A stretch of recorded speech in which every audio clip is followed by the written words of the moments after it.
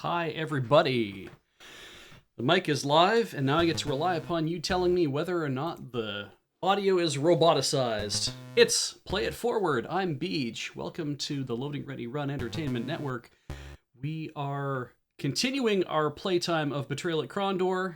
I'm going to just jump right to the game so we can get on with it, because once the game has got my mouse, it just wants to keep rolling. It's funny. I hope everyone's having a good time watching stuff and enjoying the game and everything. And I want to thank everybody from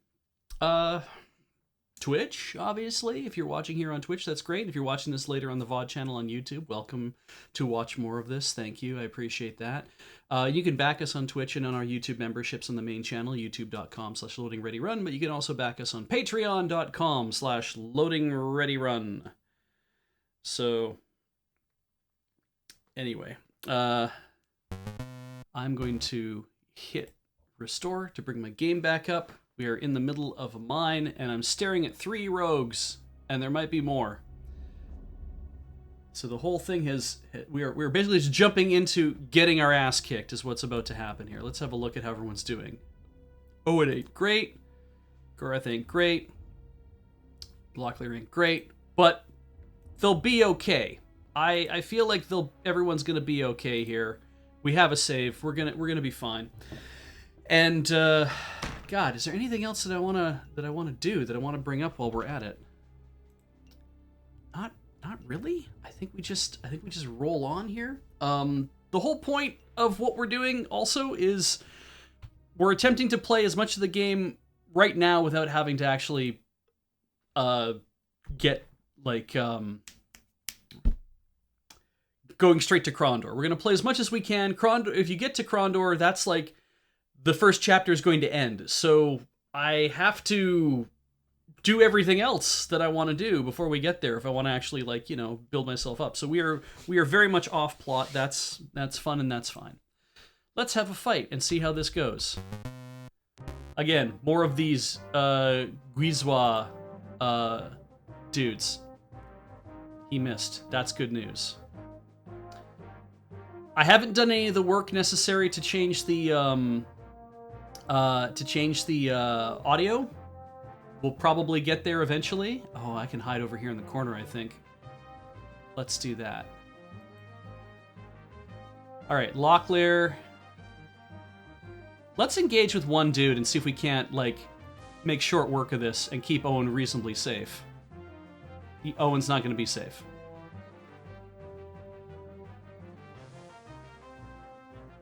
Where am I going to put Owen?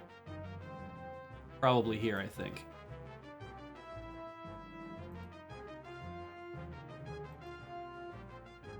You guys need to do better at hitting things. There we go.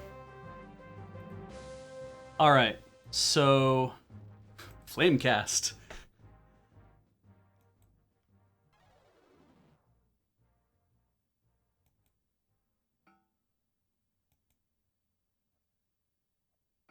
Okay, this is not bad so far. We're gonna work on this dude.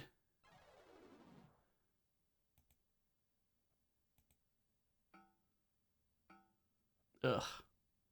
How is everybody doing? Owen's still safe, so that's good. Spare thy eyes on this dude, because he seems to be getting some good shots in. Actually... Are you just gonna not be able to hit? Oh God, Locklear's almost dead.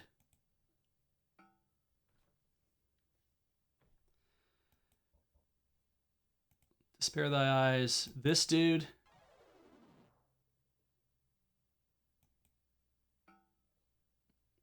Locklear rests.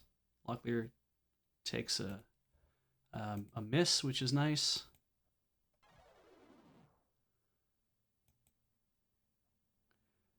Locklear rests again. Spare thy eyes. This dude. Owen's going to run out of stamina if I don't get through this. Locklear hits this dude. Let's see. We're going to cast that one more time.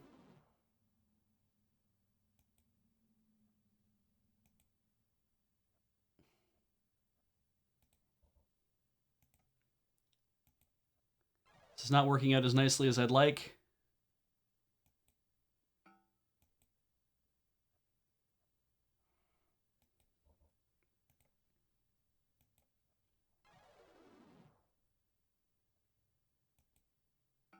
Good. That's good. Cast it on this guy.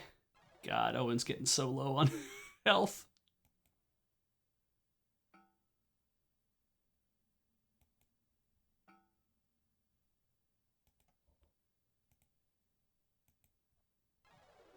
Okay, they seem to have bought the idea that I am dangerous. So that's good.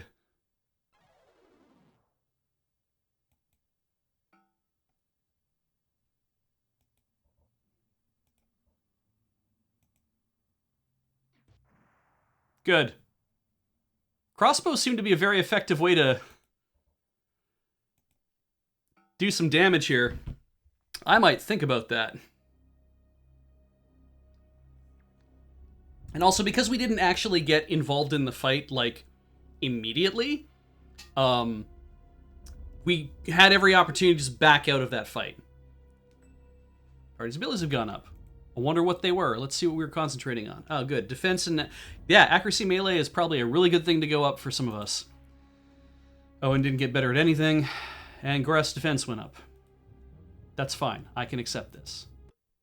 Ah, wordlock box. We like these. 2 legs it has, and this will confound. Only at rest do they touch the ground.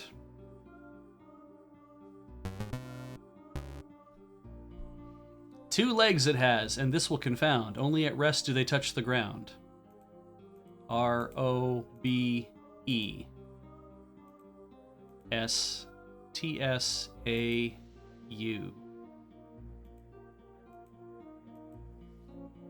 Bird. That's good. 6 letters. Bird.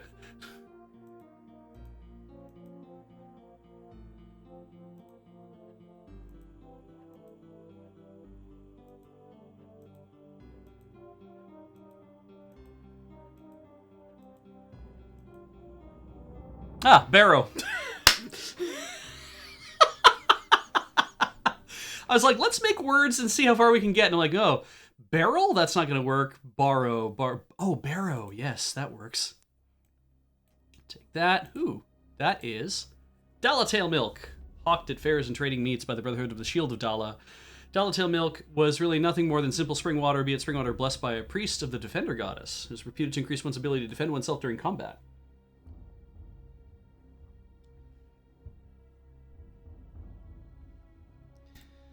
So we'll give that to Owen to carry. We have another Ring of Prandir, which is awesome because we're going to use ours up. I'll give Owen the rope. I don't know why I always end up giving like Owen all the miscellaneous shit to carry, but that's what ends up happening. Oh, right. We can repair stuff also while we're at it. Let's turn this off and let's repair my armor. And does Goreth has an armor hammer as well, so let's do that. Let's have him repair his own armor. Good, good. Owen can probably repair his own stuff too. Oh, the armorer's hammer is gone. Okay, so we've used up that armorer's hammer. That's fine. Let's see here. Owen can also do his own armor craft. Great, good stuff. We'll turn stealth back on. And we're going to engage weapon craft for these guys as well. Good. Okay, so weapon craft's on. Do I have a whetstone handy? I don't even have a whetstone handy. Jesus. Well, we'll keep using the same thing, I guess. That'll be fine. Briefly. I'll have to find one. Okay. Nothing there. I didn't... Sure. How it draws things on the screen is sometimes complicated. All right, so we want those. Not going to worry about that stuff. Oh, God. See, even though it's not in the screen, its clickable area is sometimes... There's a whetstone. 2 uses on it. That's fine. It's fine. That's enough to polish both these swords. Get back in the game. Nice. 89. 96. I'll give you a nicer one to carry. And anybody got anything better? Nope. Hell yeah. He's got a whetstone. All right. That's fine. It's fine, right? Yeah. Excellent. Everything is fine. You know what we can do is we can take some of these and give them to Gorath. Consolidate that a little bit more. We'll have the one extra left over, but that's okay. I'm going to take all those and give them to Loki. That's okay too. That gets us kind of everything more stacked on top of each other. Those are full restoratives. That's full restoratives. So let's see. I think if everybody takes a healing pack, if I camp here, we'll actually get our health back way faster.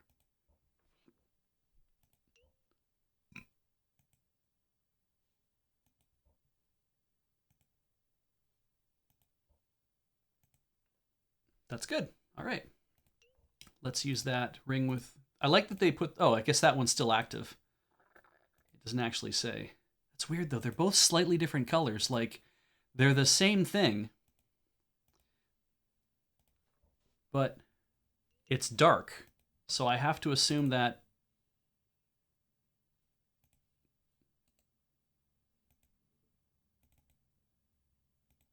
Oh, okay. I guess it's still active.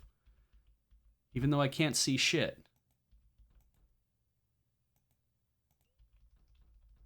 I'm walking into stuff.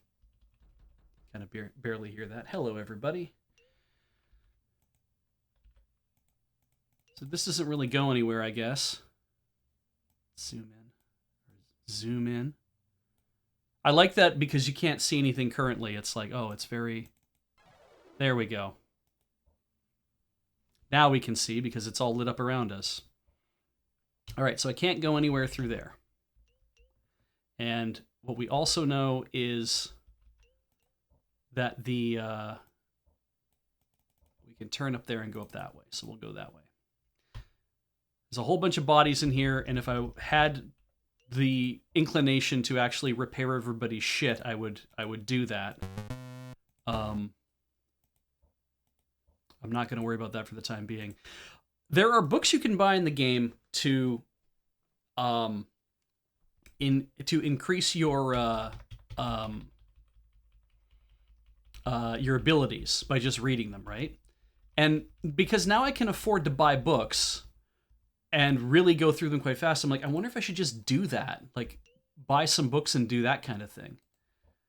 Let's see here. We got stealth on, so if I Owen laughed. Oh.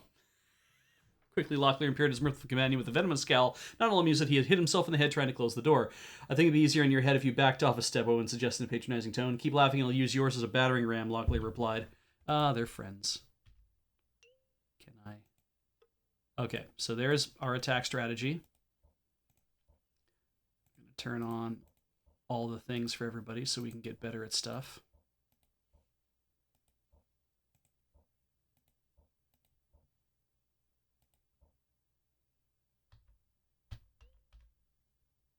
Okay, more of this kind of thing. Duck that music a bit. Oh, didn't like that at all. You're the first one.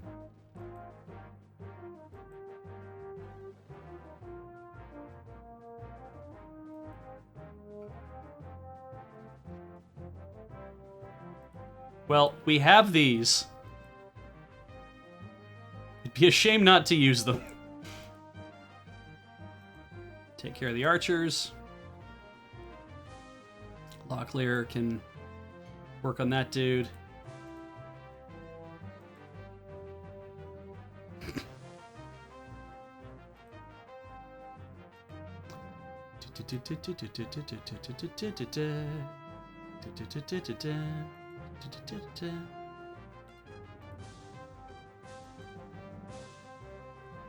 That's good. It's funny because I turned on accuracy melee, and all I'm doing right now is just kicking their ass with crossbows, right? So it's like, why even bother?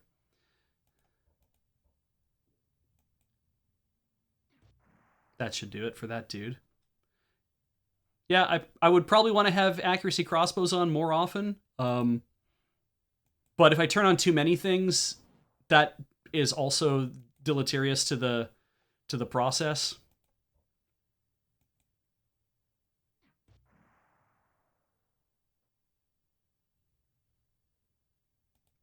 Rest. Swing. Shoot.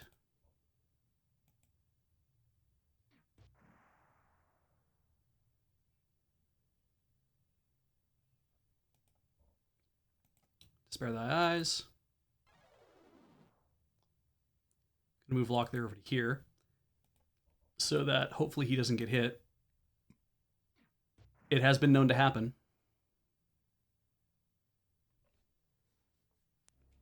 All right. And it went up anyway. Let's see here. Anything in here that's interesting? Aha! All right, let's see. Spoiled rations, no good. We have lots of arrows. And finally, someone can have better armor. Let's see here.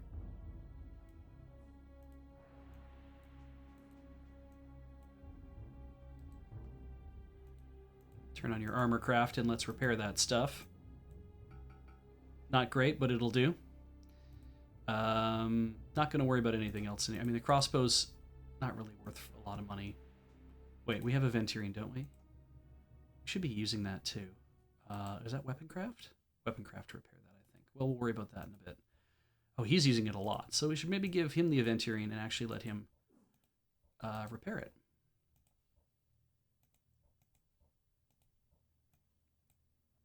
There we go. There we go. Turn that off. Turn those back on for the time being. And yeah, I didn't even bother using that. Yeah, don't want to do that. Don't want to don't give him stuff.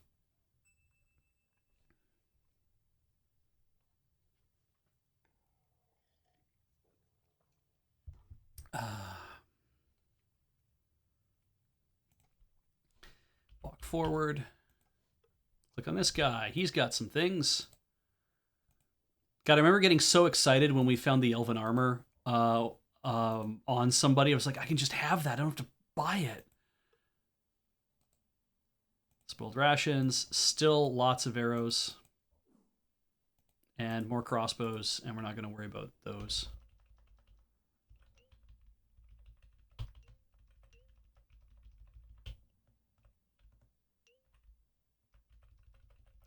Ah, there's a box. Hell no! Not until we check to see if there's anything in it. All right, let's see if it's trapped. It's safe. Let's put a bookmark down. Because who knows, right? Let's just get Lockie's lockpicks even higher. Why not? While we're at it, I have no idea if I turn everybody's on. I don't think it's gonna make much of a difference. But let's just see here. It's just trash. Trash, I tell you, trash. Trash that normally I would load up a body with and just be like, let's get all this stuff out of here and take it and get to a store and repair it and stuff. But, like, how good is my armorer's hammer? I have 11 charges on it. I guess we could...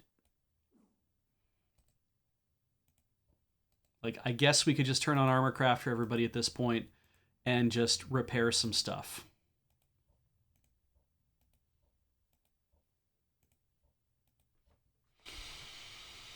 All right, where's that hammer? There's the hammer. Great. Good. I lost track of that hammer.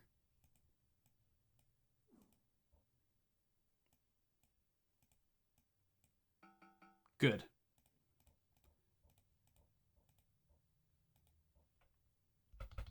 All right, show me the box. This time it's trapped.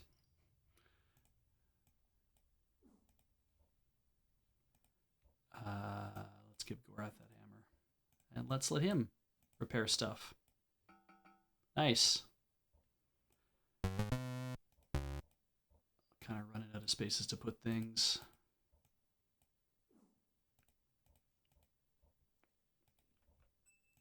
Sure has. This dead guy had armor.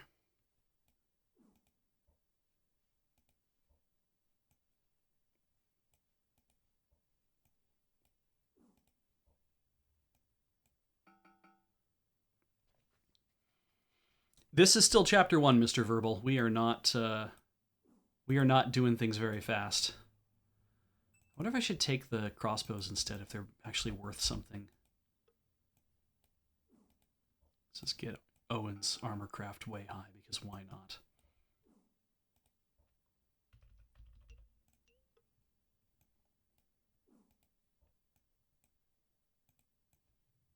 I guess we never hit a dude. This room is essentially done. Zoom out even more. All right, I'm just going to go back to where we fought those dudes and repair their armor while they're dead. That'll be funny.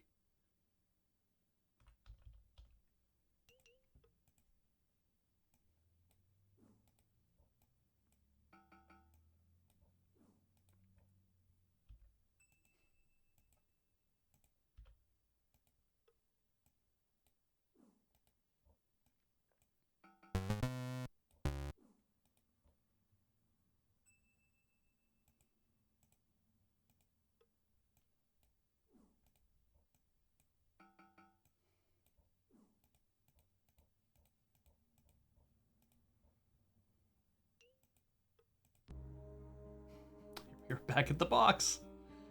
Was there anything else in here? I can't remember. I thought we took everything.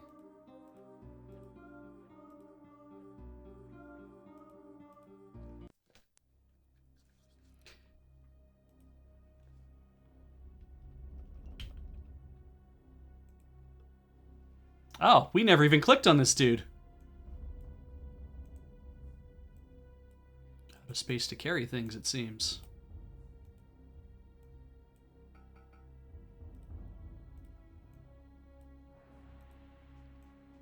Take that oilcloth. That's not bad. Can't do anything about that for the time being. Boy, Lockie's got corals. How is that? Repair that. Drag that over here. Has it got one charge on it? That's got one charge on it. That's great. Great. I didn't turn his weapon craft on. I should have done that.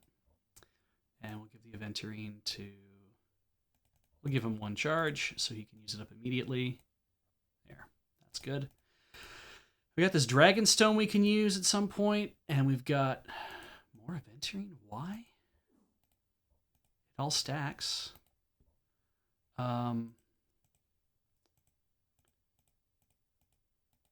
We are going to get low on rations.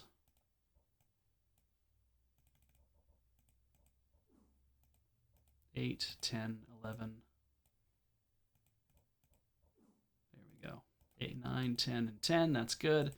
One use of clerical oilcloth. So what does this do? Distributed once a year over the Temple of Tith, oilcloths are often resold for the poor to anyone who would buy. The oil, which is soaked in the fiber, had numerous qualities, though it was best known for the magical effects when smeared on edge weapons or on armor. Maybe what I'll do, just for fun, is I'll look at the elven armor. Struggling with the complicated elven buckles, Owen tried the breastplate on for size. Too wide for him at the shoulders. He was nonetheless pleased with the clever filigrees and fine fluted scroll work, patterns designed to be decorative while also denying enemies an even striking plane. So it's 25% versus the 15%. And what we can do is we can just put the oilcloth right on the armor. A dark sheen appeared as Owen applied the holy oilcloth, rubbing the metal until its surface drank up some of the residue. While the effects could be countered if his opponent had used the same oil, at least ensured he would be on even footing with anyone hostile that he met. So this keeps us safe. It's got a little drip on it. It's got enhanced resistance, whatever that's going to mean. It does mean I get a thing out of the out of my thing for now. And you can't use Dragonstone on that? As if some magic when the Azure Stone was awakened by the Locklear's touch. Does Dragonstone only work on armor? Maybe it does. Well, that's fine. Then I won't worry about that. And we've got 2 charges left in that. Let's just give Gorath even more arrows, because why not? And everyone's abilities have gone up. Owen's Armorcraft went up.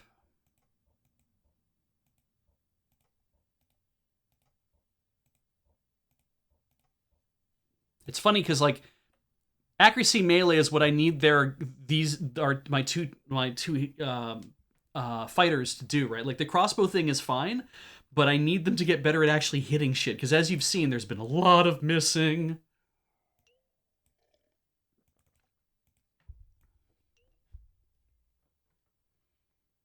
Smack. All right, we ran into a wall. We need to go south. So we'll do that. Turn. And then we need to turn here, I think, because this is the main route. Nope.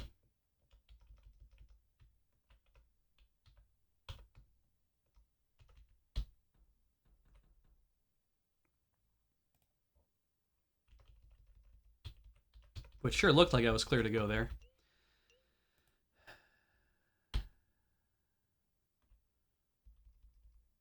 We haven't been over to that section yet. We have been down, down, down, but we haven't been into those areas, so we should probably do that.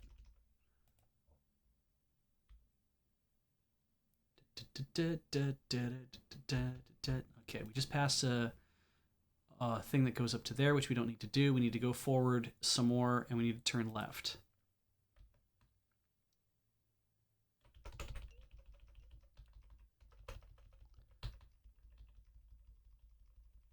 Ah. A dead end. Okay. I think we need to turn here.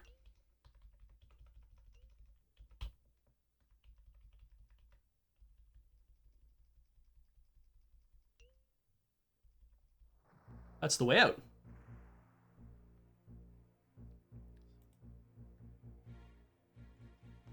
We've seen Nadur already. That's fine. We have nothing to ask him about. He's already paid us for stuff. Let's have a look at the mine. We've done there. We've done down here. We went down there. We went down here. Pretty sure we went to the end of the hallway down there?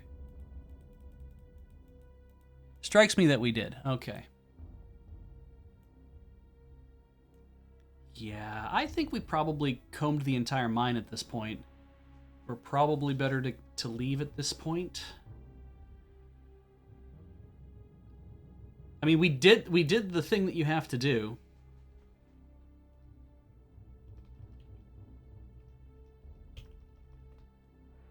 Let's see if I can talk to him one more time.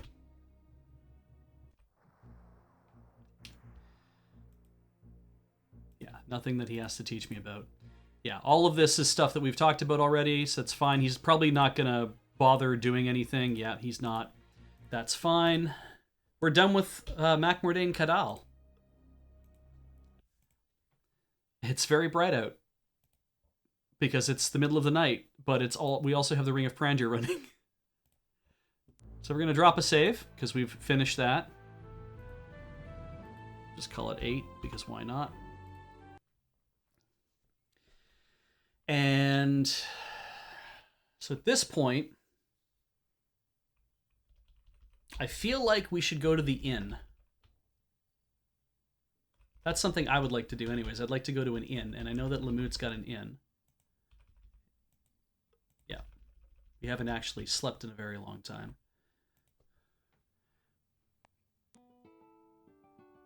Tavern. Talk. Nope. He doesn't want to talk to us anymore, and Sumani's probably got nothing left to say. He's got nothing left to say. Talk to the barmaid. So we're gonna have to buy more stuff. But we're also going to bard and see whether or not everybody else's levels go up. I need to buy... How many do we need to buy? I've got 10. I've got 9. I've got 10. I'm going to buy 14.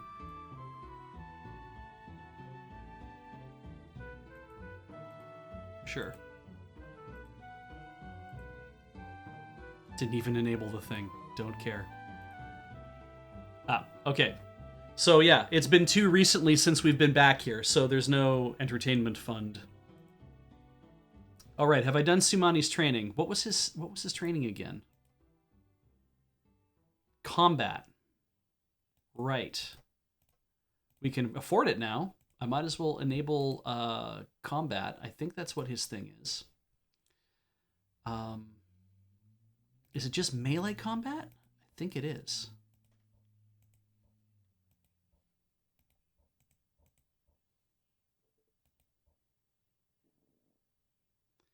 Can someone confirm for me in Lamut?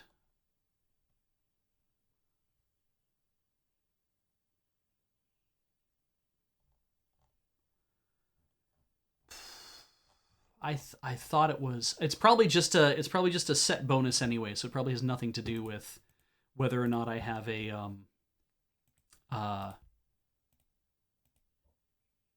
yeah. Sure, 75 sovereigns, we got that. Meet you the river in 5 minutes' time. I should forewarn you, however, I sometimes seem quite different when I am armored for battle. I apologize in advance for any harm that I should do to you. Locklear gaped. Striding down from the narrow doorway of the Blue Wheel Tavern was a figure that no longer bore any resemblance to a modest tavern keeper. Obviously, having taken his time to refit himself, Sumani had donned a pitted suit of blue laminate armor, the greaves, breastplate, and leggings all fashioned out of a lightweight wood, which creaked as he lumbered towards them. Tsirani armor? Locklear asked. Sumani adjusted his blue-plumed helm over his eyes. I was a former patrol leader. The Earl Kasumi insisted that I should keep the armor given to me by House Shinzawai. Although I no longer serve in the garrison, my oath of loyalty is still to the Earl. Are you prepared for your lessons? Yes, I think so. A mischievous glint reflected in Tsirani's eyes. Then defend yourselves. Locklear motioned for a halt to the lessons as he hauled himself for the third time out of the cold Lamutian River. Okay, mercy, uncle, whatever you damnable Tsirani say when you want to surrender. Your will, Lord, Sumani chuckled, already beginning to resume his modest role as a tavern keeper. I shall meet you inside the Blue Wheel once you've dried yourselves off. So he kicked our ass. We didn't get to see it. And I bet you that we went up levels. This dude's just got the same thing. Failed love affair with a married woman. And we're going to go to the inn. And there's no way for me to improve upon my sleeping, I don't think. So let's... 5 sovereigns is cheap. Let's hope we don't get robbed. Doesn't look like we did. Seemed to be in a good mood. The man said, picking up the guest register. Locklear replied only by nodding non-committally, knowing the innkeeper might increase his rates if you seem too pleased with the service. Seeing as how you slept so well, how about another night? The Nightmaster asked. And just to show you how generous I am, I'll keep the same rate. 5 sovereigns per night. What do you say? Yes. Great. We're fully healed. We can get out of here. There's nothing at the riverside. I don't think there's anything for me to talk to in the garrison. Yeah, nothing that I had to talk to in there. Shop. How much to repair this crossbow, I wonder? Absolutely not. I can buy a new bowstring for less than that. In fact, I have bowstrings. Let's see here. Can't work on armor. That's fine. And the buy-sell is... Actually, yeah, we don't want to repair our crossbows. I just remembered that. We want to use them until they break. So I'd better do that. This makes us a better crossbow person. And I can afford to buy one. And there's 100 charges in it. It might be worth... All right, it's been a couple days. Maybe we can go back and bard again. That's a good point. So 42 and 45, which is not bad. 49 and 52. That was 44 before, if I remember. And then it's up to 67. I feel like we got our money's worth. And we got some bonus defense as well. Definitely worth it. I'm glad we did all that. So let's start by haggling. A lot. Because practically... if at this point I can just get this book for cheaper, it's probably worth it to just read the hell out of it, get really good at the crossbow,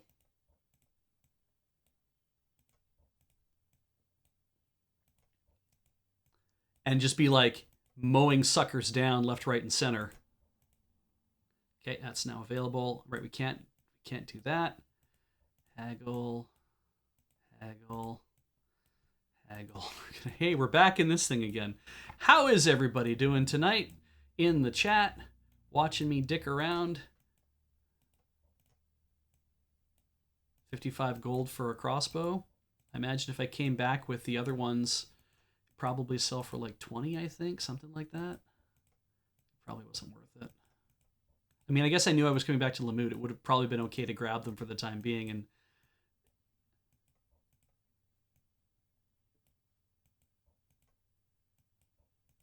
it's funny how like the really inexpensive stuff, they're very easy to trip over. They seem like, you know what, I'm happy to go down. Okay, so how much did it come down on the crossbow? Christ, that's not bad. Oh my goodness.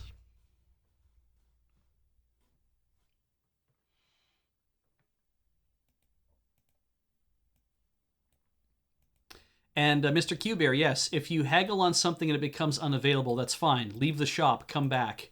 They will definitely be available again. I could probably, he has armor here. I can probably dump my armor then.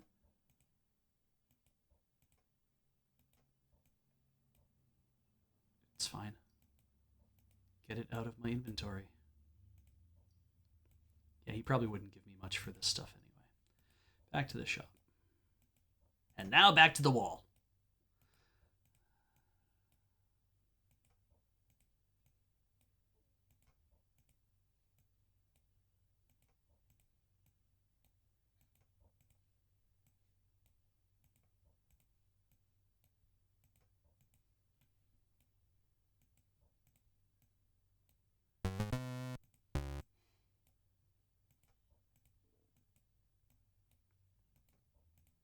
How many torches do we have now?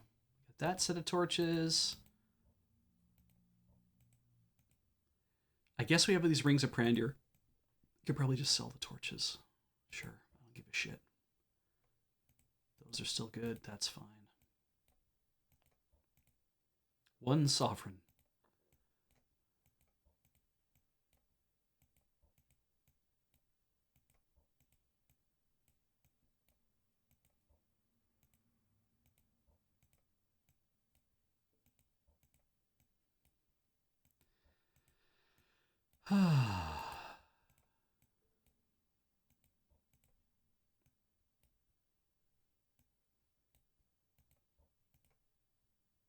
Cool. Step out. Go back in. All still there. I want that book.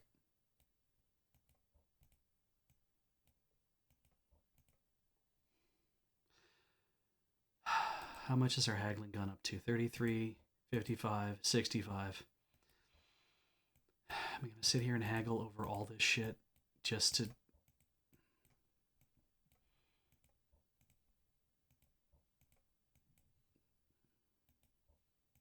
Torches. Torches.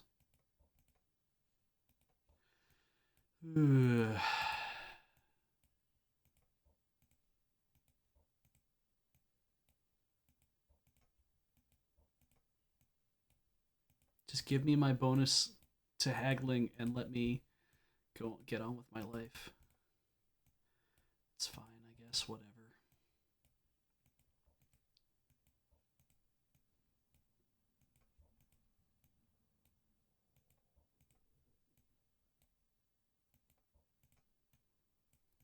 Fine.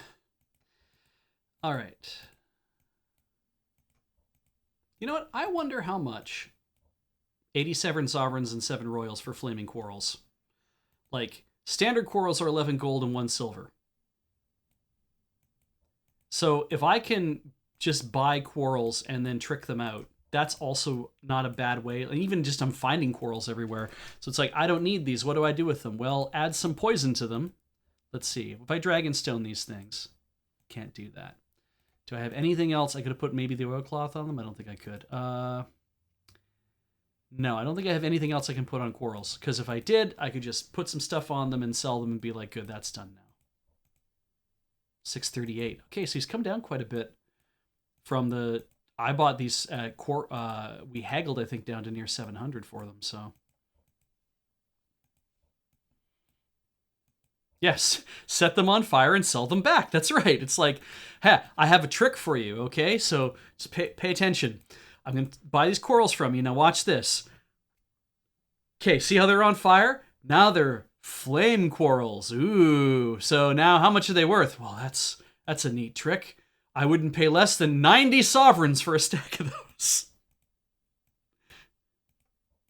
How did you do that? How did you light those arrows on fire in front of my face?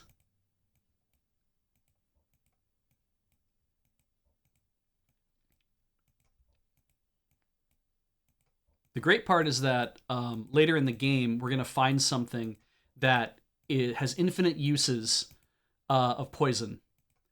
And you can use it to poison anything that has an edge, which means that all of our arrows are turning into poison arrows. And we will probably sell them back as well. Great. Okay, leave. Go back. I'm buying this book at a cheaper price.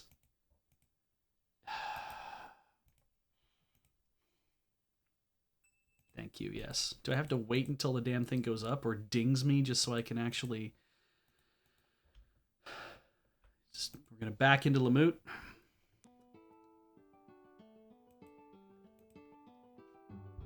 Because why not?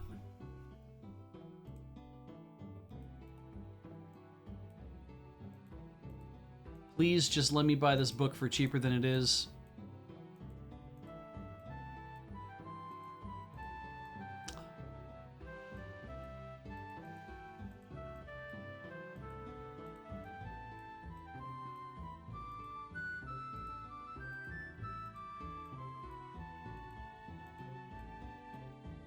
To work this up some more.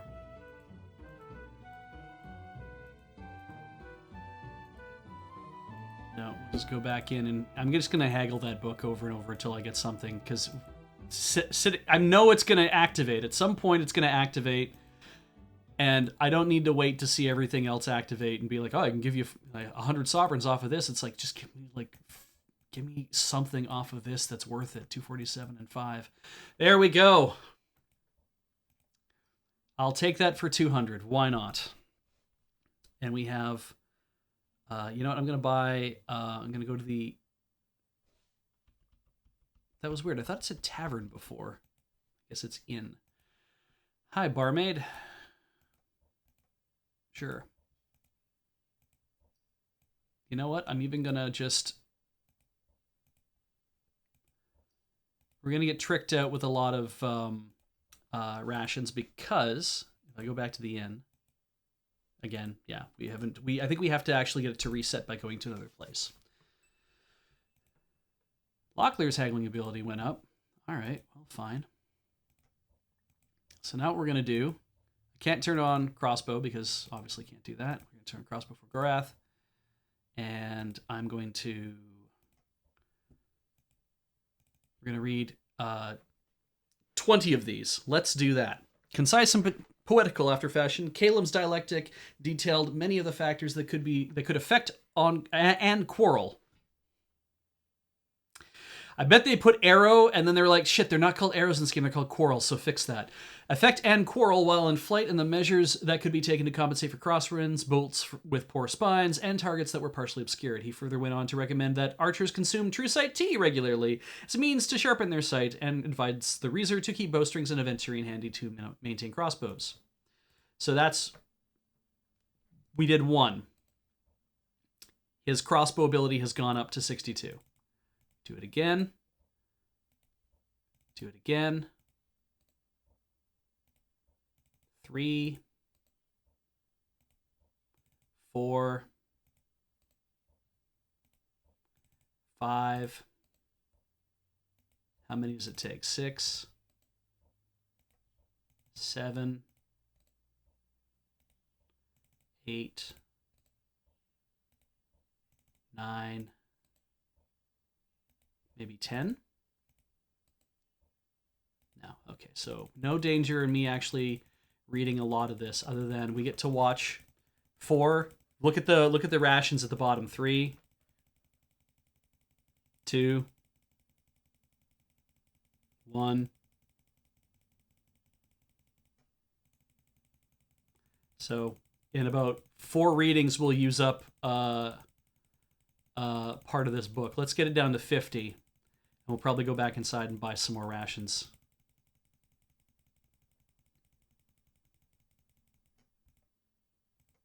Great. How'd he do?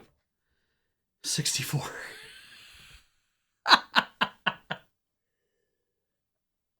All right. All right.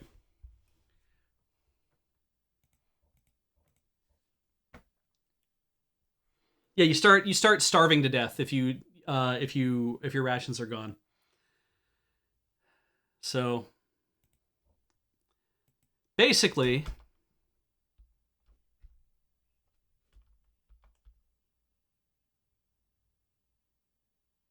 that's way faster. Thank you, who was it? Pixel Art Dragon? Thank you.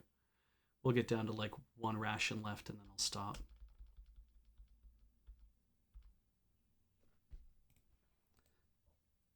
Basically, books are not worth it. I thought they might be. They're not. Did everyone have the same amount of... I hope they did.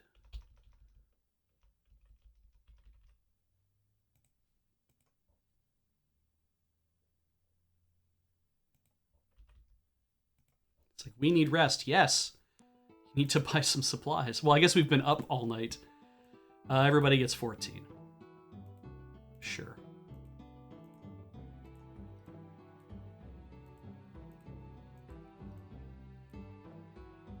So what'd you do for like 21 days? Oh, we sat on the side of the road outside of Lamut and watched Gorath read a book.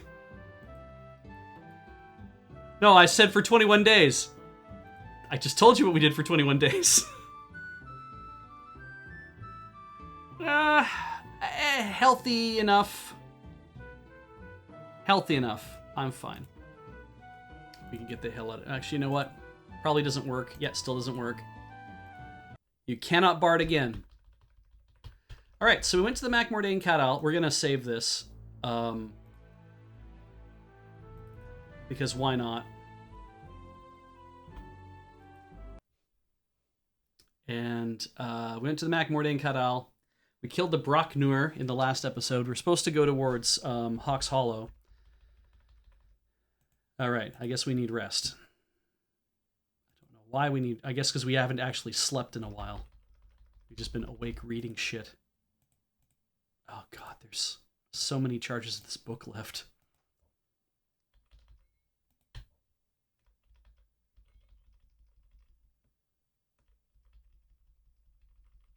So, I believe what Jeremy had said, if I remember correctly. Oh, we're at Zune now, right.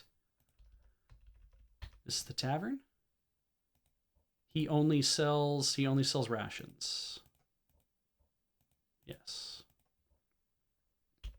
And I believe everybody else in Zune we've talked to. Yeah.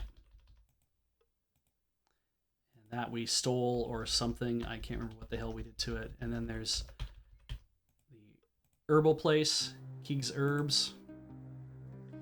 I don't think there's anything here that I want. We did sell him a whole bunch of restoratives.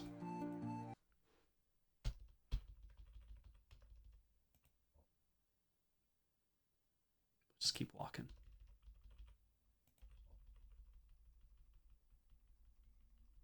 All right, so we're at the crossroads. We'll camp. Oh, Arclight, I do want to exhaust the book. I just need to also, like... I guess we can just do it from here. Hover your mouse over it, then hit enter, and hold down until the book is gone.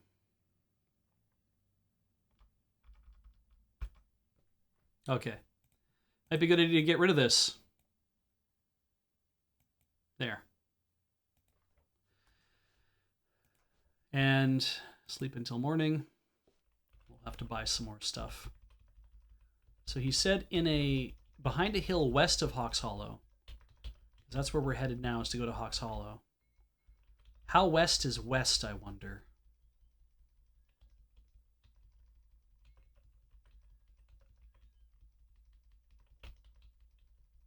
And is it due west?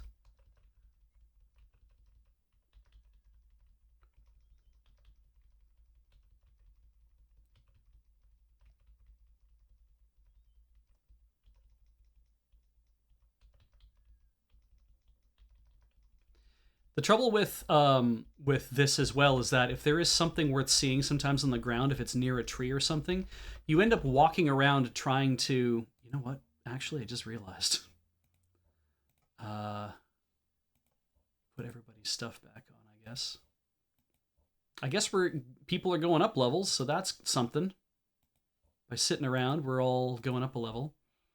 I do have Eyes of Ishap, so let's do this. Bookmark, Eyes of Ishap, 10.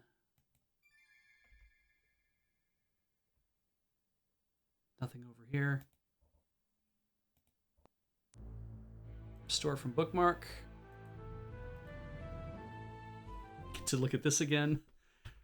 Aaron, it's like I didn't even cast Eyes of Ishap. Let's see here.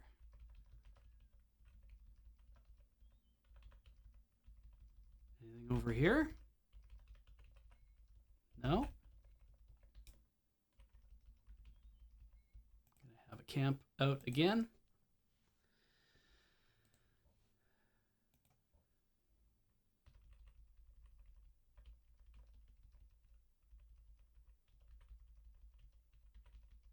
Ah! Dudes. Well. Right, we should need to take stealth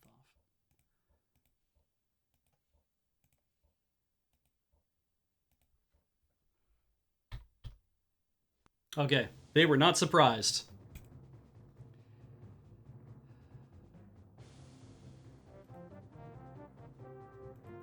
It's funny because I have used Flamecast in the past. It largely is... it's fine, but...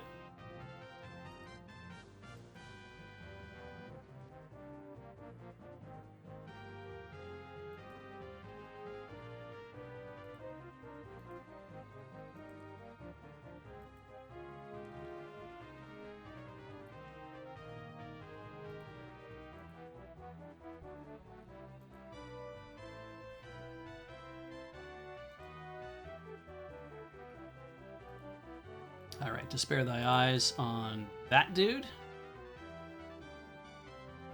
Locklear, shoot him again.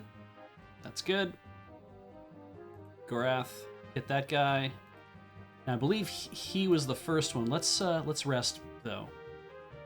Locky, regular quarrels.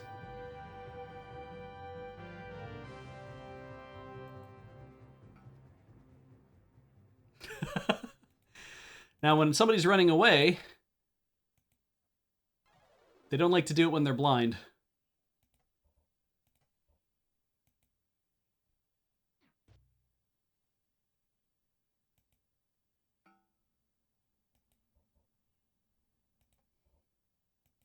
Don't hit Gorath.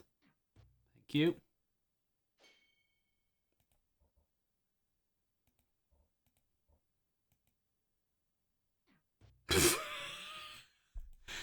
You know that thing where I said where don't hit Gorath? His abilities have increased. Probably his crossbow went up.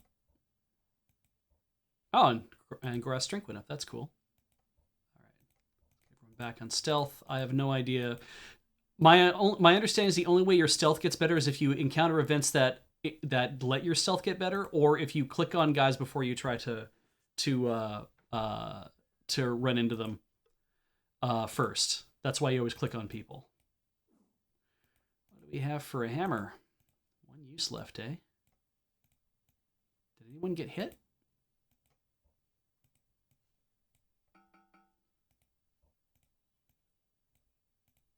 keep forgetting to turn on everyone's armor craft to do that shit. Sigh. All right, well, whatever. Spy note. And, and finally.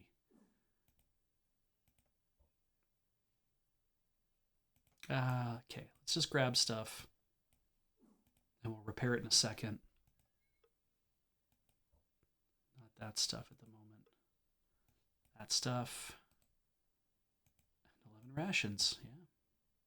Share with party. It tries to split them as evenly as they can. It doesn't always get the calculations right. Well, it doesn't try to split everybody's rations perfectly evenly, so it doesn't take everything you have and say, I'll make sure that I divide it evenly. But and it's like, I wish it would, but yeah. Let's see here. That's repairable. Nope, don't want to do that. What do we have available for space here? Okay. In a way, I almost feel like teaching Owen how to be good at armor craft is a really good idea.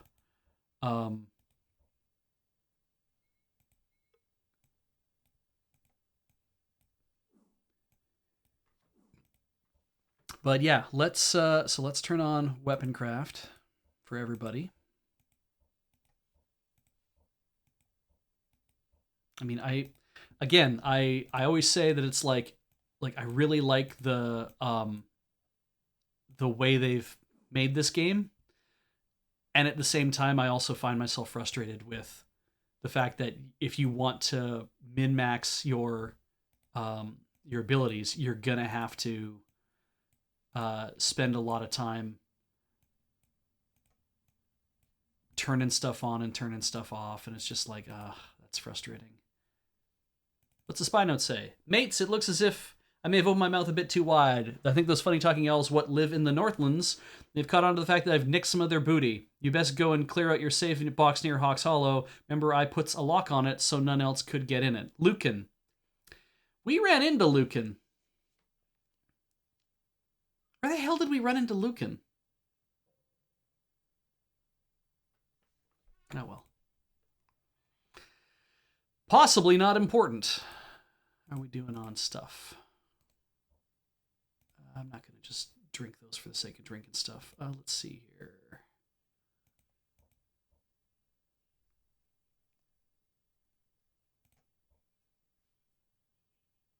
Let's give Lockie the shovel so I have room for an armorer's hammer.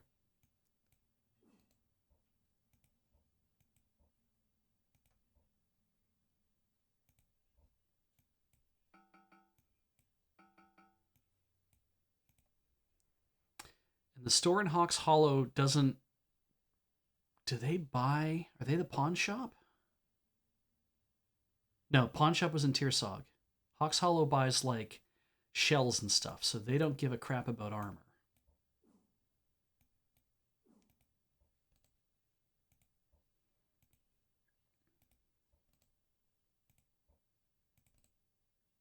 That's repairable. You know what? We'll just give it to Owen, and we'll let him repair it. Though I guess we have lots of room. I guess I can probably just carry all this stuff until we can go to a shop or something, perhaps. Whatever. There's a box. No. Are you kidding me? Ah! Owen grabbed Locklear's shoulder. Startled by the sudden movement, Locklear halted and gazed up at his companion. What's wrong? The chest, Owen replied. Give me a moment. Concentrating his thoughts, another scene overlaid the one already before him, different only in the fact that it included a man kneeling before the box, a skin of naphtha in his hand. It's trapped, Owen replied, dazed by the effects of the spell. Someone's rigged it to explode the moment the lid is lifted. Should we try to deactivate it? This is a lockpick challenge, actually, so I'm going to turn lockpicks on for everybody. Even though I don't think everybody's ability is going to go up as a result of it. And haggling. Just argue with the box and tell it not to explode in your face. All right, deactivated that trap. And found an emerald and some redweed brew. Tith's Piss, the thing that makes you have nice strength, good, fighty man.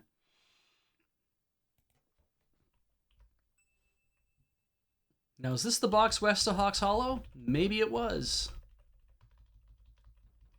Okay, we're locked there. I can't go any further from there. Killed those men.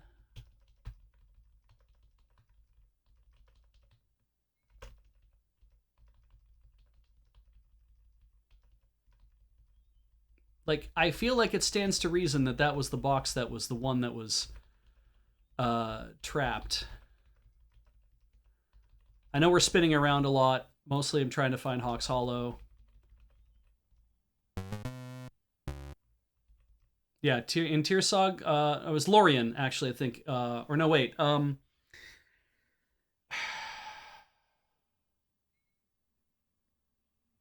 Is it, or Brother Jeremy? Here we go.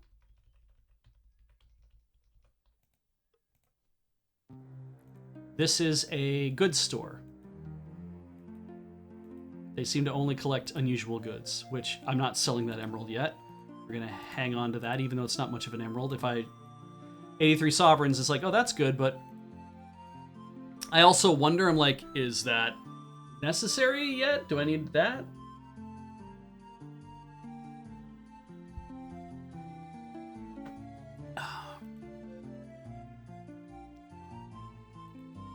Yeah. Let's see here. Oh, you know what? It's 9:03, which means it's time to take a break. So we're going to do what we do. We're going to drop an actual save. We're into 10. Because I should maybe have erred on the side of... Are we going to get to 99?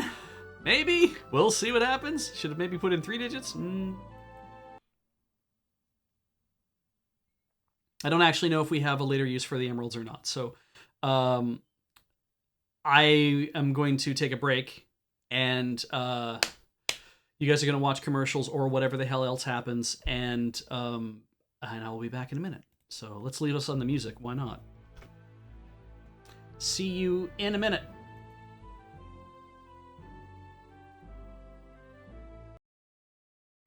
All right, welcome back, everybody. Let's get back on the road here.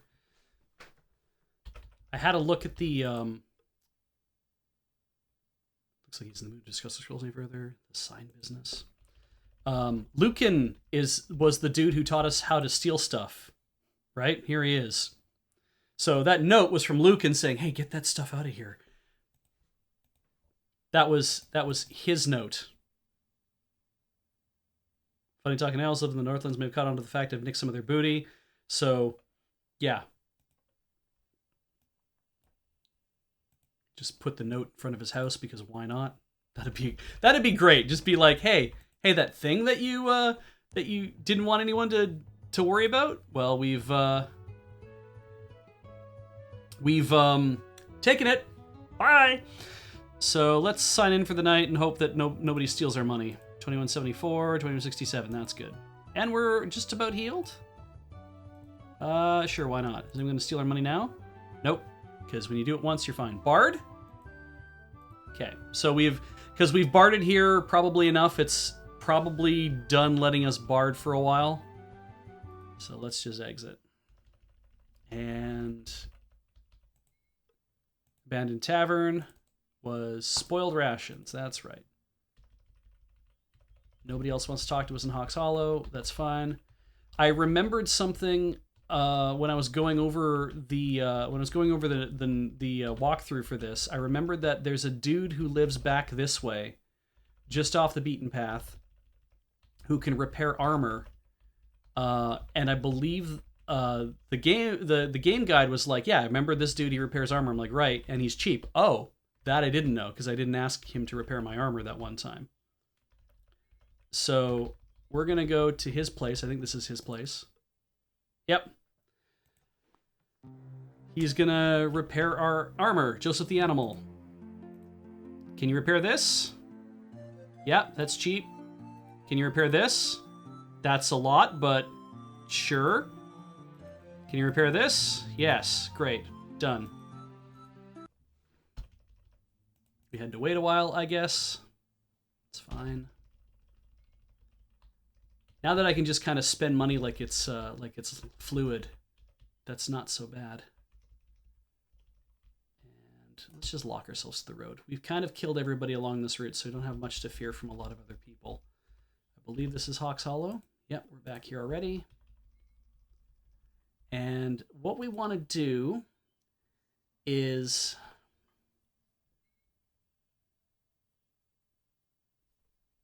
I think we need to talk to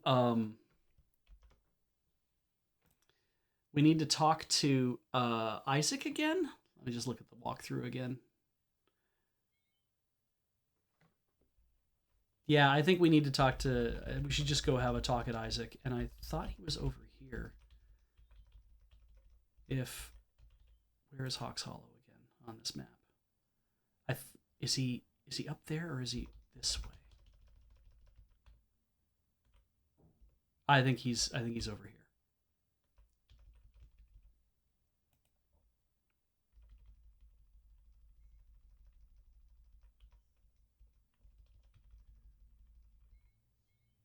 I think he's over here. It's getting dark again, so we'll just camp for the night. Ah, Isaac. Yes, he's near that hole in the ground. Thought you were off to meet with Prince Arutha. So did I, but we've been muddling about here taking care of a few other errands. It's just luck we happened on you again. No, we knew where you were. I can still consider good fortune then. What can I do for you? Traps. For whatever reason, someone's gone to a great deal of trouble to make certain we stay clear of the eastern side of the Orsen. That's probably the river, I guess. We found traps on the road leading east. You assume those traps were laid for you. Perhaps they were laid there to prevent someone in the east from slipping west. I can't see a real advantage in keeping someone out of Hawks Hollow L'Oreal, but I can see a very definite advantage in keeping someone out of Lamut. I think you would be better advised to move south and west, away from whoever is laying them out. And I think that's all we had to worry about, because the Mind Reader thing was somebody in Devon of Egley he brings up. Safe passage. So don't go to Egley to Tanner's. And that was about it. Just watch yourself saying there are dangerous fellows abroad. Keep an eye out for them then. Goodbye, Isaac. Alright, that's where I put the journal. I guess I could pick it up now if I wanted to, and I could just drop it back inside the Mac if I wanted to. So now we are on a route going north-ish. Looks like it.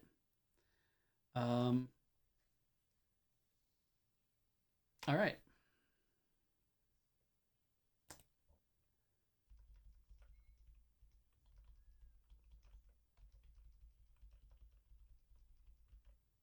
Ah, ambush. Oh, one dude. All right. Let's break some crossbows.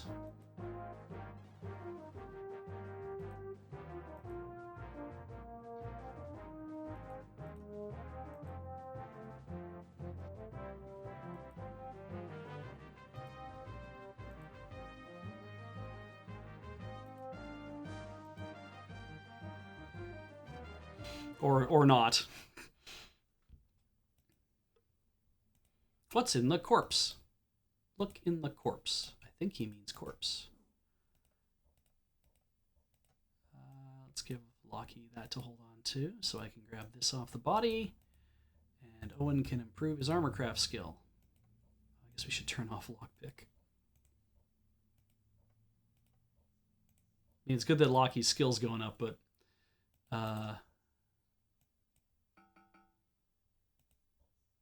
Sure. I feel like your things go up more the more you practice than you reading a book, which is actually kind of nice because it feels like that's how it should be. That if you are practicing your skill, that naturally it's going to get the practice of your skill is actually going to make you better at it than anything else. That is that. Click off. That's good. Let's go.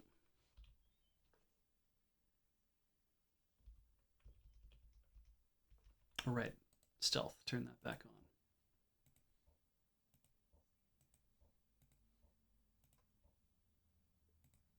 Good. Exit.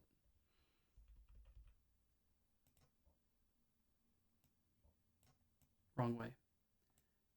Yes, I think we want to go north.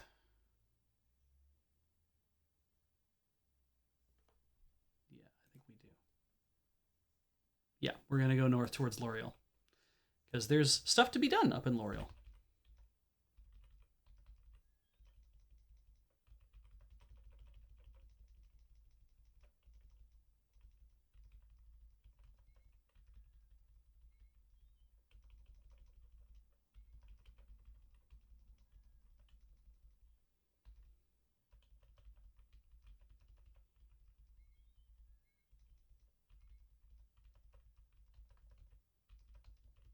Ooh, where does this road go? Ah, into a fight.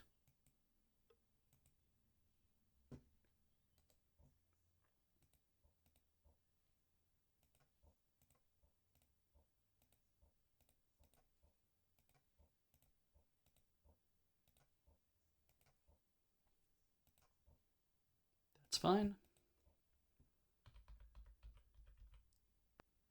Aha! Locklear charged forward, caught off guard. Their opponent scrambled around helplessly before finally squaring off in a defensive position. Exploiting their momentary advantage, Locklear barked several quick commands and prepared to join the battle. Concentrate on whoever's closest to Owen.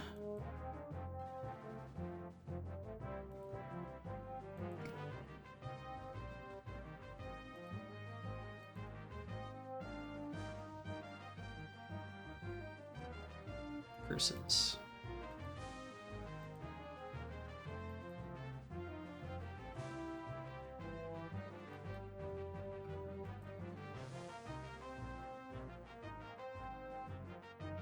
We'll do this dude next.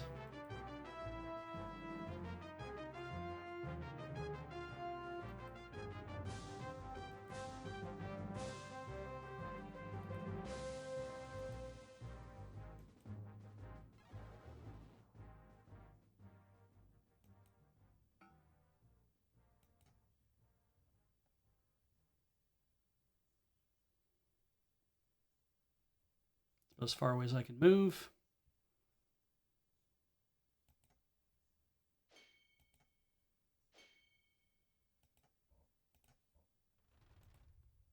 He could probably only move 5.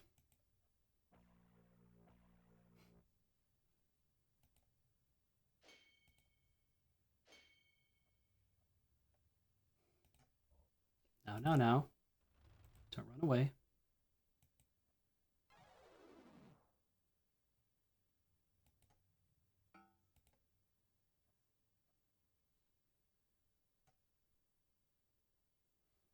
Do I risk it?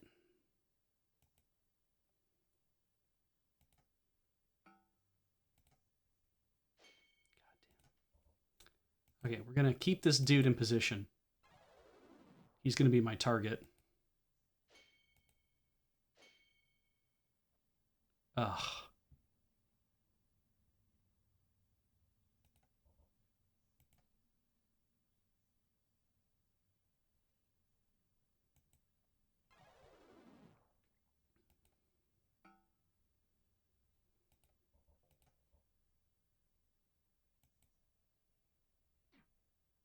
Nice. Good shot. I'm going to keep you there.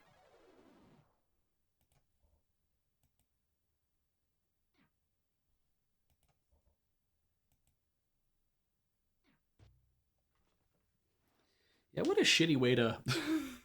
What a shitty way to go down, to be like, I'm blind. I'm also being shot in the back. What do? I guess I just stand still. Money, money, money, money. Money. Not much I can do in terms of picking other stuff up. What's this? 4 rations. Share with party. 9 rations. Share with party.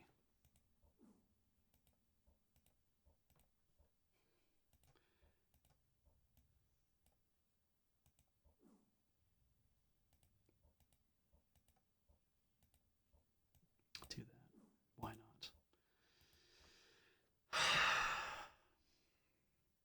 I will get more money for that than I will for a broadsword, especially if I clean it up. And especially if I turn weapon craft on.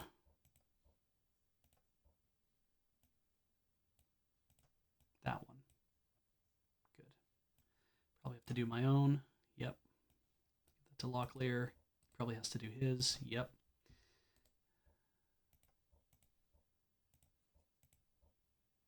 It's fine.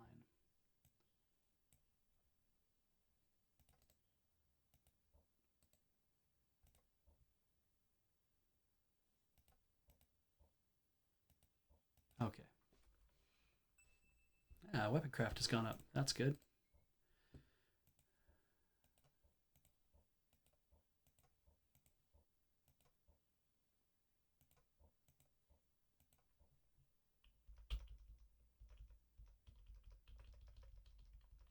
Now, were these guys protecting a chest or something?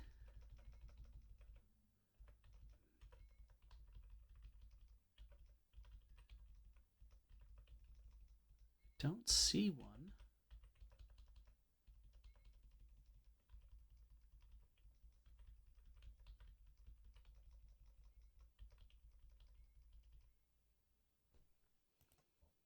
Oops, wrong. Bookmark. I don't see anything here, so that's fine. Load up that bookmark.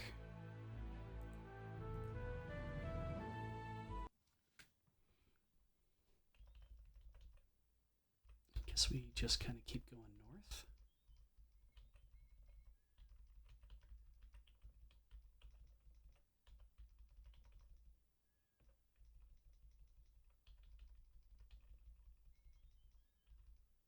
Ah, another ambush.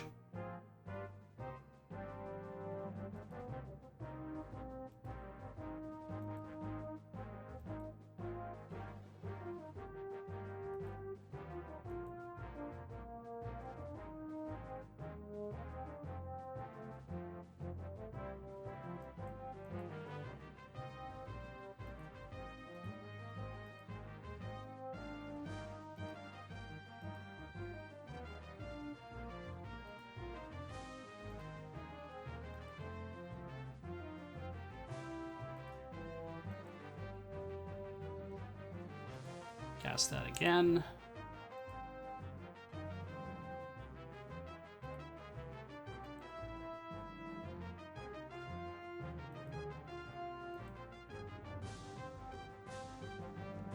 Arclight, yes. Once you've you can only repair your blade or your armor once, and then when it takes damage, you can repair it again, which is interesting because it means that if you can repair up to a certain point, like let's say you repair to 67%, and then you like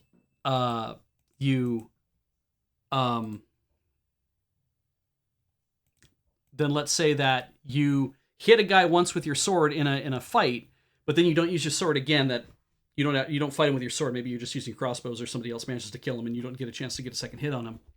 That little bit of damage, maybe to 66, when you go to repair your sword again, you might get it up to like 70%. So it's weird, but it's like sometimes it actually makes good sense to actually try this over and over and over again. Can't do that. We're gonna have to drop armor, perhaps. Put that on. Turn up his armor craft. Also, I am gonna just dump the shittier armor and keep the really good armor, but let's see here. Where's my hammer? Where's my hammer? That's good. 64%, not bad. And now we have a couple of armors, which is okay. What else do I want to do from this dude? Nothing, I think. Turn that off. Go back to stealth, stealth, stealth. Now, where is this leading me? Oh, I see. It's just going to kind of go that direction. Okay, that's probably fine.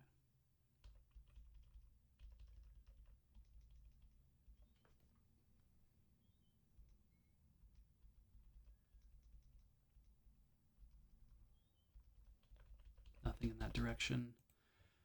There's a house there. Could be a tavern? Piece of paper dangled from the doorknob. At all costs, travelers should avoid contact with Orno, known as Orno, widely as Orno the Pale, Owen read aloud. A contagion of unknown proportions has already led to the illness of 3 people. Avoiding any contact with, door swung open, him. Owen straightened himself as a haggard-looking man in his mid-20s appeared in the doorway, his face covered with a bloody handkerchief. You are Orno? Yes, he wheezed through the handkerchief. And you're on my doorstep. Get away before you get yourself infected. What is wrong with you? Yeah, what is wrong with you answering your fucking door when there's a thing on it? The magic said, don't know. Doctors don't know. Priests don't know. Oh, nobody knows. Only person who survived is Michelle the healer. She's a ways off in L'Oreal. I see, Locklear said. Well, we'll be off now. Sort of bothered you. Again, the man nodded. I'm sure you will be. I'm sure of it. No one wished to speak of it. Seeing the glazed look in each other's eyes and sickly pallor each had begun to exhibit, it was more than obvious they had fallen prey to a virulent plague. Silently, Locklear hoped he would reach the temple soon before they all died of it. Plagued 21%. So it's not that bad, right? It's 21% plague. You know, that's whatever.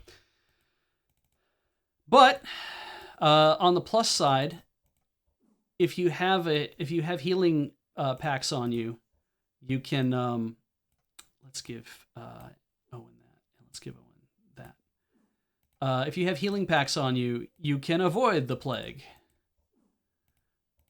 So all we need to do now is everyone needs to take one. And I think Owen is 100% healing, 100% healing, 100% healing. And we're all at like 100% health as well, except for Owen, who's had to bust some stuff.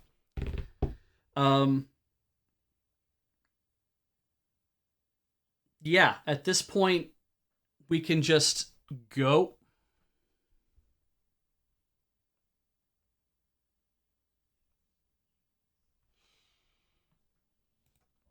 I think if we camp for the night, it will actually help us get over the plague. Well, it will slowly help us get over the plague anyway. Why don't we just camp a little bit longer? Camp for the day, half a day. All right, we're almost unplagued. I'm going to send 2 to Owen. I'm going to send that extra 1 over to Locklear. And now we have stuff. We're okay. So that was what I guess we were trying to avoid, is going to Orno's house and catching the plague. It's too bad we can't, like, help him by being like, oh, you have the plague, do you? Well, here, have a couple of these. There's a chest. Word lockbox. Nice.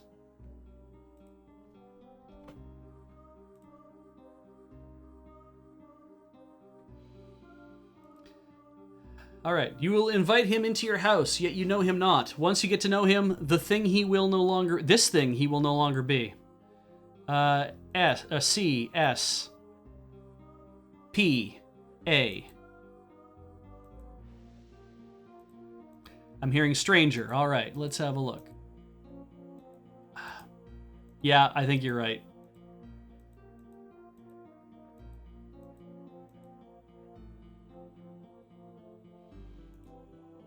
I would appreciate it if you're using. Oh, we have lots of. Okay, good.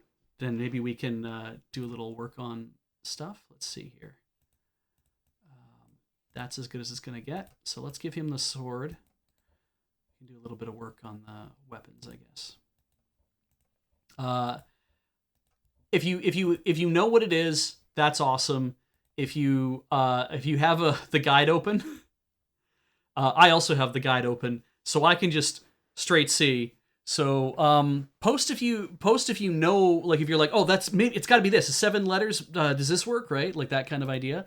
I'd appreciate that more than if you have the guide open, because I already have that open as well. I can go look. I'm more pausing a bit to give you guys a chance to kind of suss it out, and if you happen to know, then that's cool. And a lot of these riddles are things that are probably out there in other forms also. Let's see. Do you have any really specifically? Put those back. Let's give those to that. And let's see if I can get the armorer's hammer.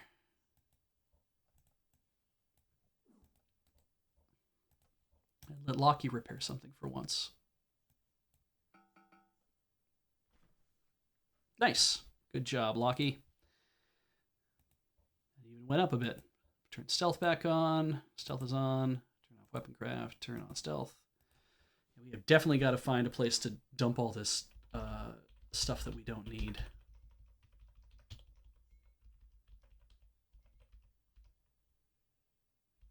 How far are we from where we're going anyway? I mean, we just kind of left Orno's house. Oh, there's L'Oreal's right there. Oh, good. All right. Let's see here. Oh, good.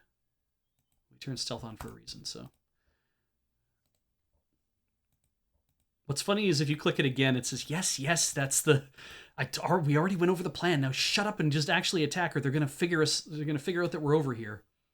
I'm like, dude, we're standing in the middle of the road. Of course they're gonna figure out we're over here. All right.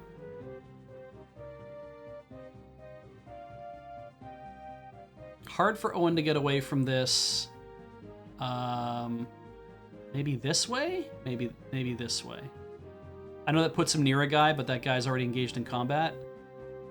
Maybe he won't want to move.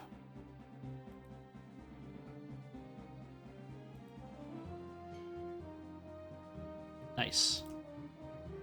And then, fireball!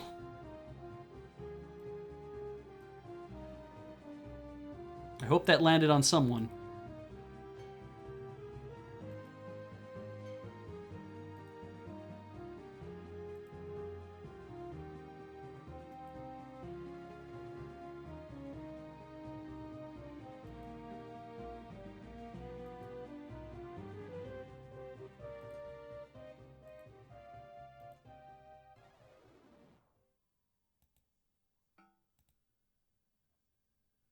Don't like that.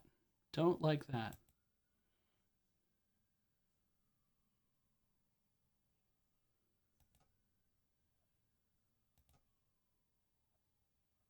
Ugh. You suck, dude.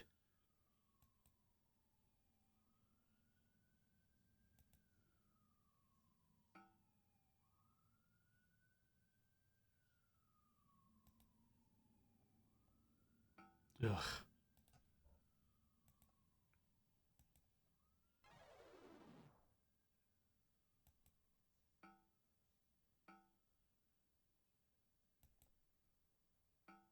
Good.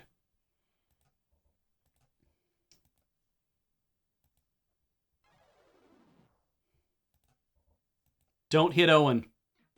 Great.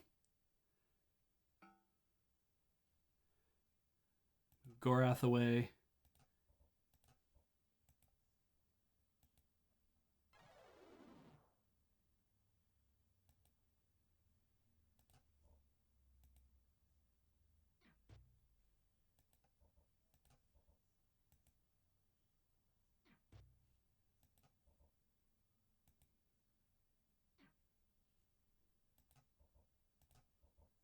I think we got him after this one. Oh, he's going to move. Oh, okay.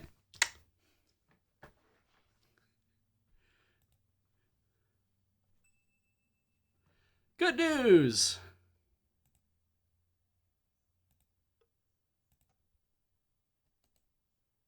Nope, spoiled rations. Spoiled rations. That's probably not bad, though. Pretty decent broadsword, though, we can grab. And... you're the guy with all the money. Okay, great.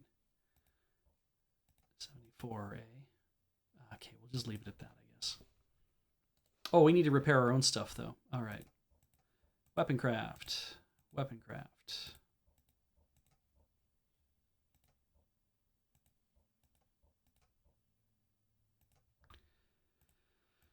So many of these things.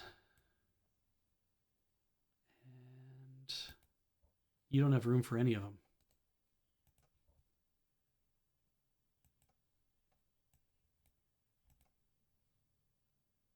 What can I drag over to Owen? This? Nope. Everyone's full up on stuff.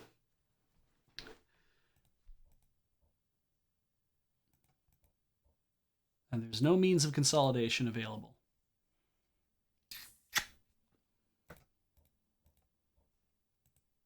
At least we got lots of these now, so that's something. I could just drink my restoratives, I guess. Cool. All right. So let's give him the Dragonstone, I guess? Sure. That means I can give this to him. And we can use that to repair. And I can turn weapon craft off. And turn armor craft on. So you can't get higher than 99 when you do it yourself.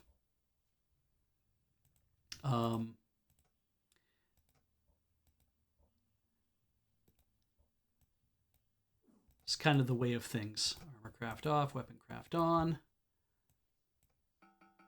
And now we have bumped it up to 82, right? Got hit once, managed to repair it even better.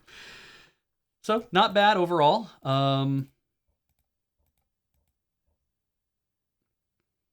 Let us continue on our way. I did just try to whetstone the whetstone. Yes, when I clicked on the whetstone, I was like, I need to click off the whetstone, and then I didn't. I just clicked on it again.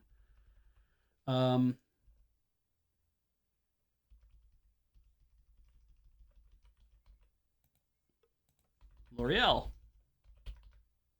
What's in here? Ah, okay.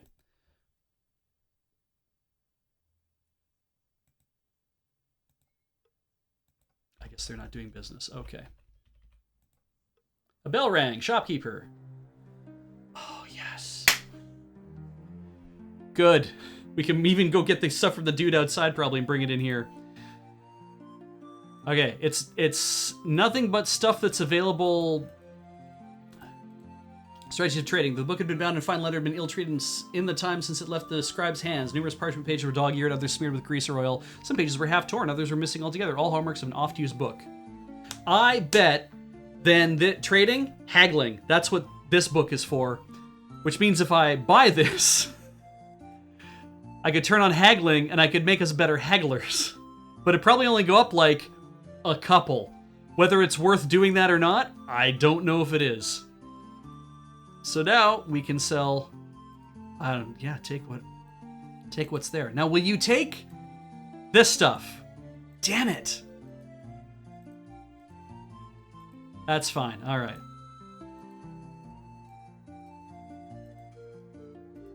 Anything to get some stuff out of my inventory, really. And we can go outside to the road and we can grab even more stuff if we want to make some more money here.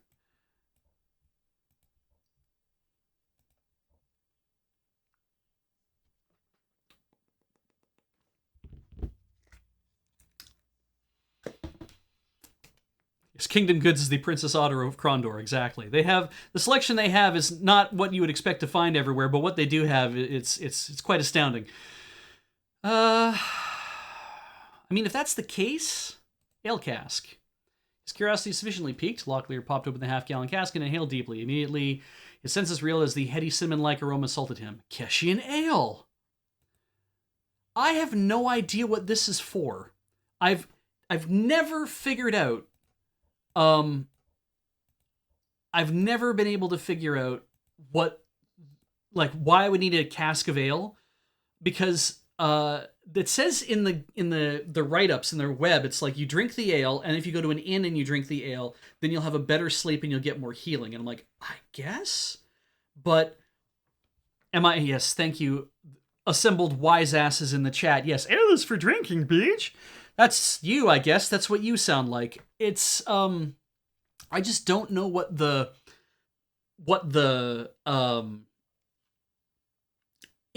kind of additional effect it has when you go in to like try to feel better. So I mean, we need to go to a place to heal anyway. I guess we could try drinking something when we go to the wow, I really do sound like that.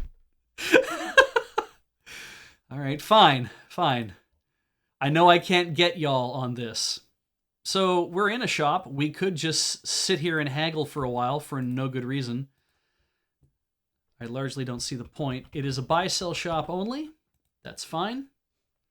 It's just to get stuff out. Ah. A thin little man greeted them at the door. I'm Kiefer Alescook. Oh, we've heard about this dude. Have you come to buy or sell some gems? He questioned in a frail voice. Locklear moved closer to the door. We're looking for a ruby that may have been stolen by a group of Grey Warriors. Have you purchased any gemstones from such men?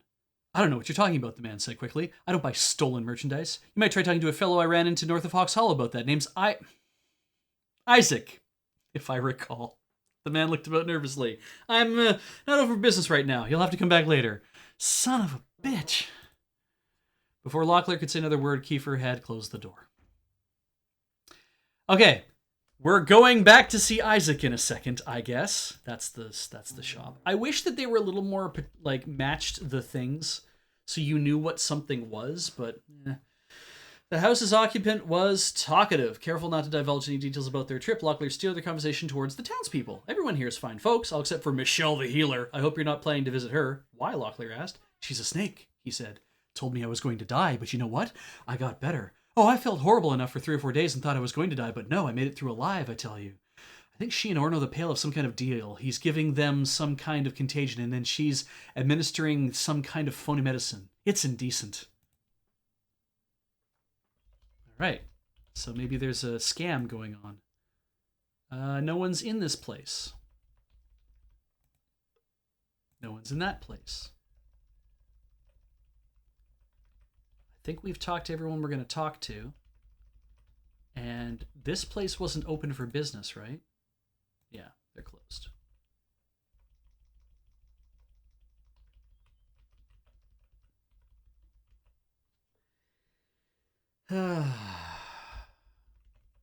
Okay, we're going to go back down south, but, I mean, they did say Michelle the healer lives in the area. I do want to see where her house... Oh. Temple? Incense swirled. All right, we go in the temple, same as before. Temple of Ishap! Actual temple. Teleport. The sign was odd. I see the mandala interests you. We've talked about this before, right? So... you can think your way home if you are willing to travel. Locklear looked back at the mandala, lost in thought for a moment, his eyes soaking up the intricacies of it. I assume there would be some sort of fees associated? Yes, so Pug doesn't want us to abuse its power. We can warp from Temple of Ishap to Temple of Killian. That's not bad. 75 sovereigns it's going to cost to do that. That might not be worth the trip. But... yeah, if we're going to travel around, we're going to need to find more places to do things. And that's fine. I'm not going to worry about that for the moment. It is what it is. The flame was cold. Let's see what else there is. Teleport, exit, look at the thing, enter. Let's enter. Locklear pulled the curtains aside. The rear section of the temple was as dramatic as was the meditation chamber. A large pool occupied at the center of the lush courtyard was hemmed in on all sides by an alabaster peristyle with climbing vines.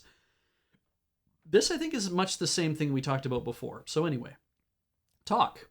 Acolytes escorted them. After passing through a maddening series of arches, they were finally led into a large chamber upon whose floor a 7-rayed star was formed in mosaic by dark blue tiles. A small priest stood in the symbol center, his back turned towards them. We are looking for the high priest of this temple, Locklear said. Would you know where we could find him? I am he. As the man half-turned, Locklear suppressed a gasp at the priest's hideous visage. Stuck to the left side of his face with a dark brown strip of cloth, a ragged hole torn in it to allow a pinkish-looking eye to peer out of them. What is it that you want, he wheezed, his frame shuddering with each breath. Are you new acolytes? No, Locklear swallowed with some difficulty. We are travelers.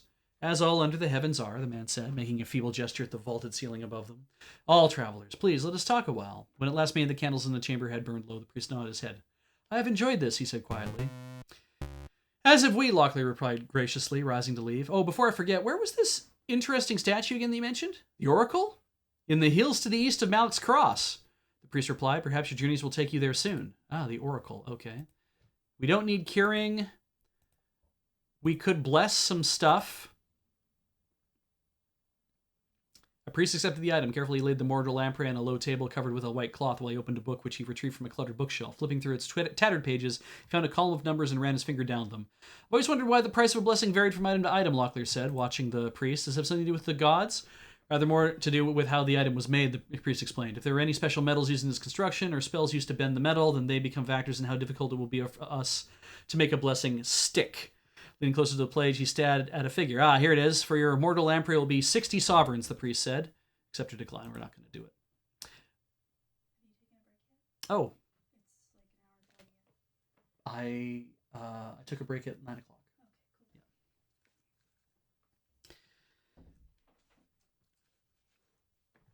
Can you bless a crossbow? Locklear handed over the item while the priest scurried off with the elven crossbow. He looked at the tapestries of the temple's inner sanctum. Several of them looked to be hundreds of years old. The religious themes, fraying and threadbare, patched and humble earnest by weavers far less accomplished than the original makers. I regret that your petition has been refused. Startled, Locklear turned to find the priest had returned, a frown etched on his face. It may not be blessed. For whatever reason, has been deemed inappropriate. So, yeah. I think a lot of things, it's basically, I think, just armor and swords is the only things. You can't do anything else. I can't bless a whetstone. Like, interesting that this one all fits into one. That the rations, because it only says rations there, right? So it's like, right, that can be done. But then elven crossbow takes up more space, so it has to go to another page. So anyway, we're not gonna do blessings. The mortal lamprey is technically elven racial modifier, but they can bless it. So that's really the thing here. It's like there's only the two type of things they can bless. And also, as I learned from this game, there are levels. Like Gorath is carrying a mortal lamprey with a number 2 blessing on it. That means that it does more damage. But that also means that there are only certain gods in the game that would be able to bless that. And I believe there's either 3 or 4 levels of gods in terms of the blessing that they can give. I don't know if Tith is the best one, but there's like 2 or 3 that are the best ones in the game to go to get stuff blessed at. And I believe it costs more money to get stuff blessed there as well. So you have to be picky when you go shopping. Okay, so we found the Temple of Ishap, which is good. Buried off here in the corner. We're gonna get the hell out of here so we can get back to the main route. And we haven't run into Michelle the Healer, and I don't know why, because unless they're only open at certain times a day. Oh, there's some fighty dudes. Do we have? Let us enable stealth on everybody. Great. Cool. Turn off the stealth. Let's get these in place.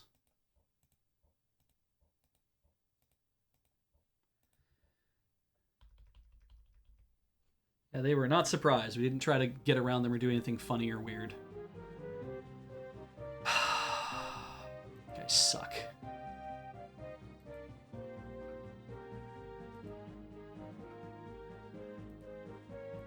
Alright, Despair Thy Eyes. Let's start with you. Let's move Locky over to here.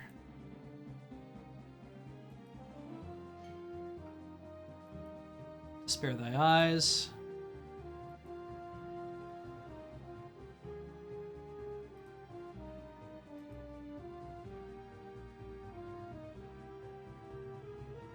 Get Gorath over to here.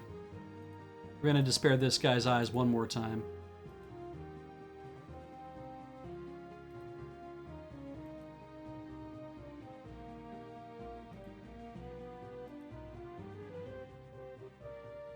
Crap.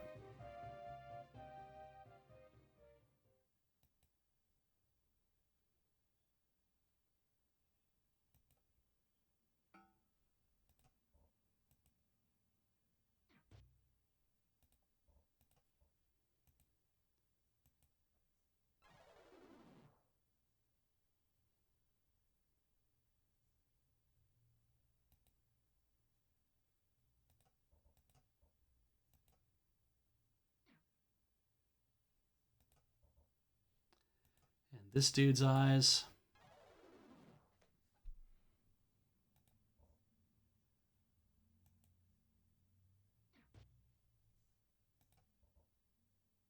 We are right in the line of sight. Whatever. Got there. Accuracy crossbow. Money, money, money. Actually, we can probably take all this stuff back to Kingdom Goods. Why not?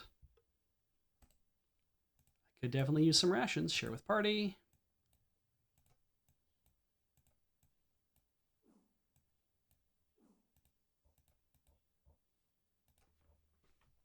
All right. I heard someone say we should probably put a save down, and I'm like, yeah. When I say heard, I mean I saw somebody say that we should put a save down, so I will put a save down right now. Let's see here. Oh, there's dudes on the other side.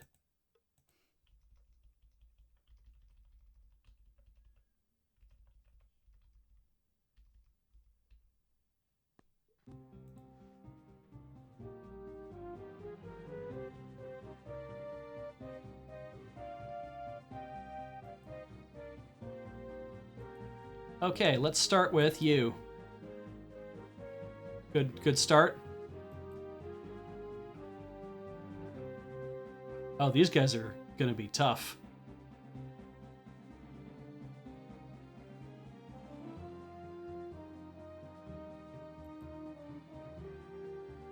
Couldn't get all the way over. All right, let's concentrate on this dude.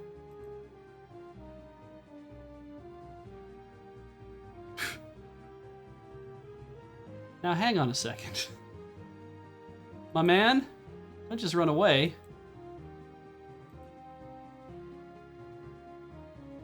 He's gone.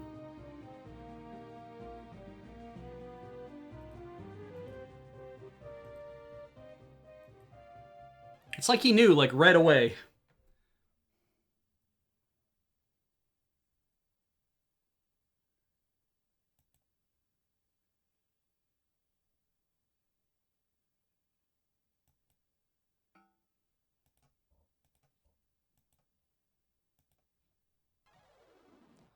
All right, so can Locklear make this shot?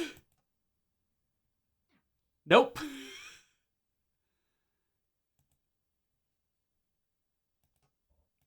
Let's do this boy's eyes one more time.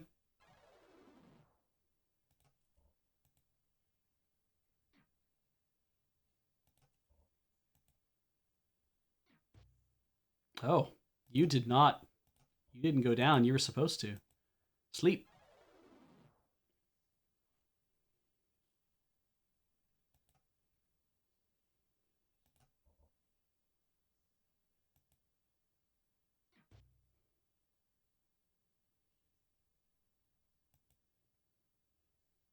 Yes, this is a great idea.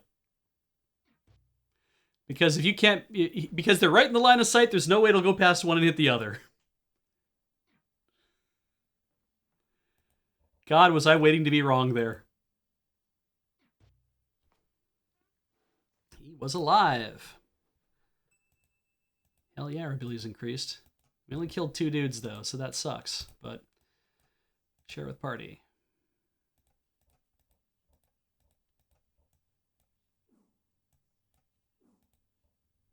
And this guy has all the cash. I'll take your sword.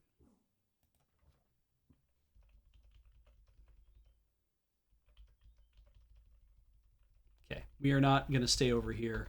I'm going to go back.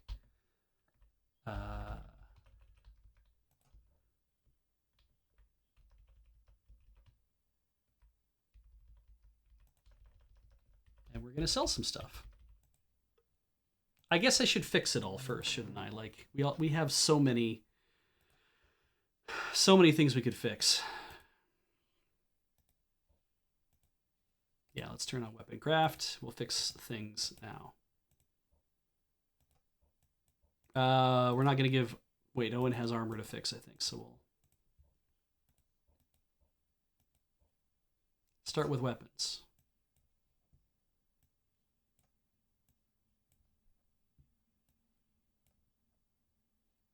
Good.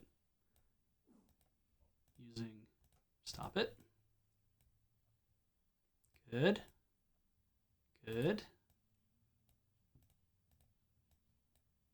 All right, I can't do anything with those lampreys yet. I have to actually... Right. Right. Oh, and his armor to fix. I'll give Gorath this weapon. He can repair this weapon. At least. Not that one. This one. And to give... There, Locklear has his very own whetstone now.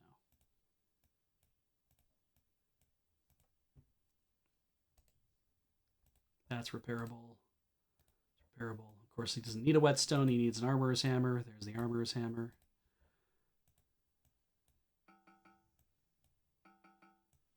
Oh, shit, I didn't turn on the... Well, it's going up anyway.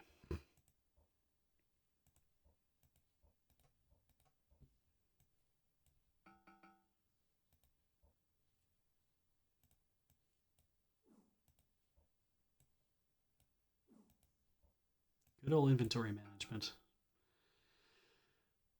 Okay. I think we fixed everything.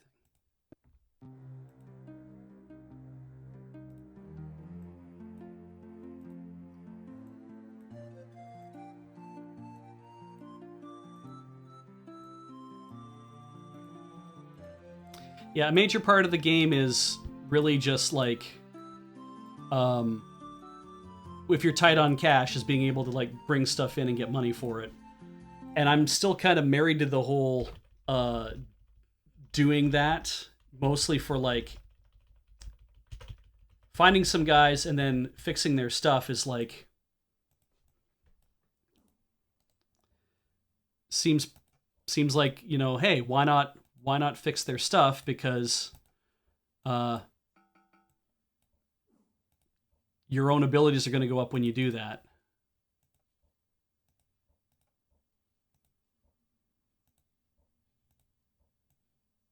Have that back.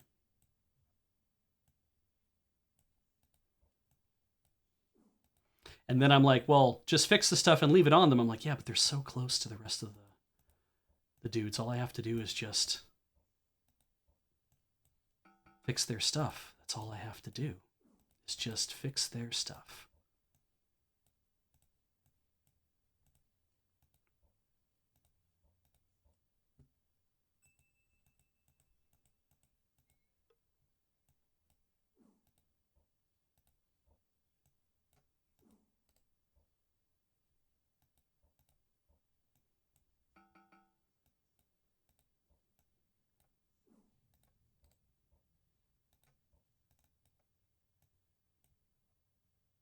Excellent.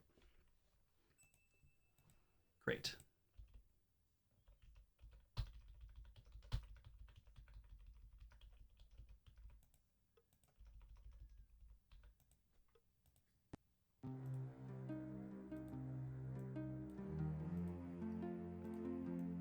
And it's funny because it's like, I don't really need the money, but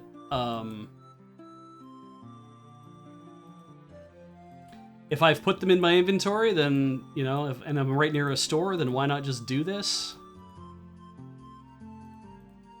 Anyway.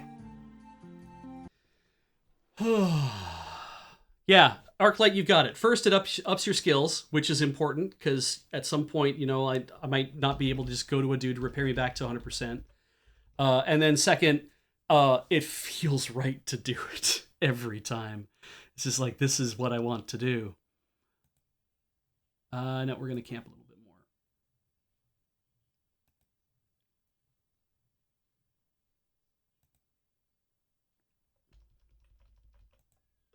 Oh, it is a tavern, but I can't do anything in the tavern because it's open from midday to midnight. But when we've tried to be here in midday to midnight, they say they're closed. Okay, well, let's go south. We're going to go out of here. Oh, trap.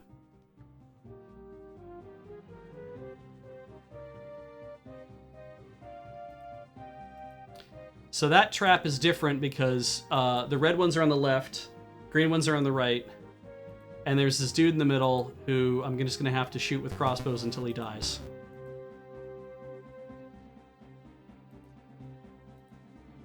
That should not take long.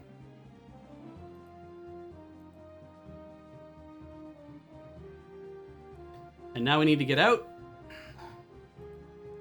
We're going to send Gorath.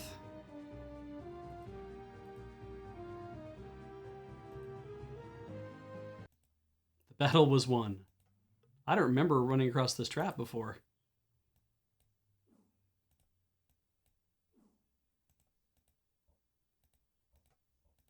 All right, who wants to fix some stuff?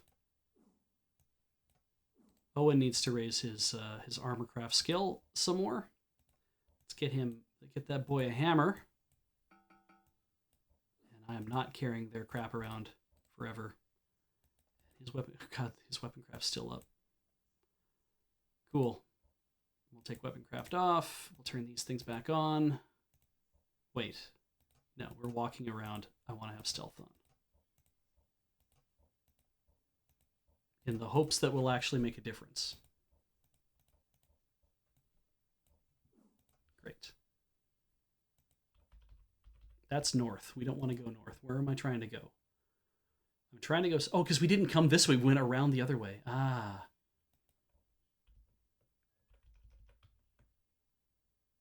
I wonder who else I'll run into. Isaac! Listening to his old associate, the second year motion for him to join their company. Thought you were off to meet with Prince Arutha. Well, you know, errands. Tell me about stolen gems, Isaac. Did you by any chance purchase a ruby from Kiefer Ailescook in L'Oreal? He's told us he sold it to someone named Isaac, and the description he gave us sounded like you. Why? You want to buy it from me? It's not like it's the only ruby in the world, you know. The ruby he sold you was stolen from a Sudani magician who was passing through Lamut. The garrison would like the stone back. We were hoping we could talk to you into at least returning it to Kiefer to get your money back. Sorry to hear about your dilemma, but I had no idea the stone was stolen when I paid Kiefer's price, and I have my own little problem. I need the stone so I can pay off a sword crafter and get my blade repaired. Can't you pay with gold? Specifically barters and gems, and the ruby will cover my cost plus a little more. I should have enough left over to eat for a month or more. What if we can repair your sword for you? What, here in the middle of the road? Since I don't have a workshop, I don't see that we can do it anywhere else. Well, I suppose my blade is fairly expensive, and I hate to see it further damaged. Conceivably, you could do more harm than good. So unless you're really skilled at weapon craft, well, do you really think you're that good?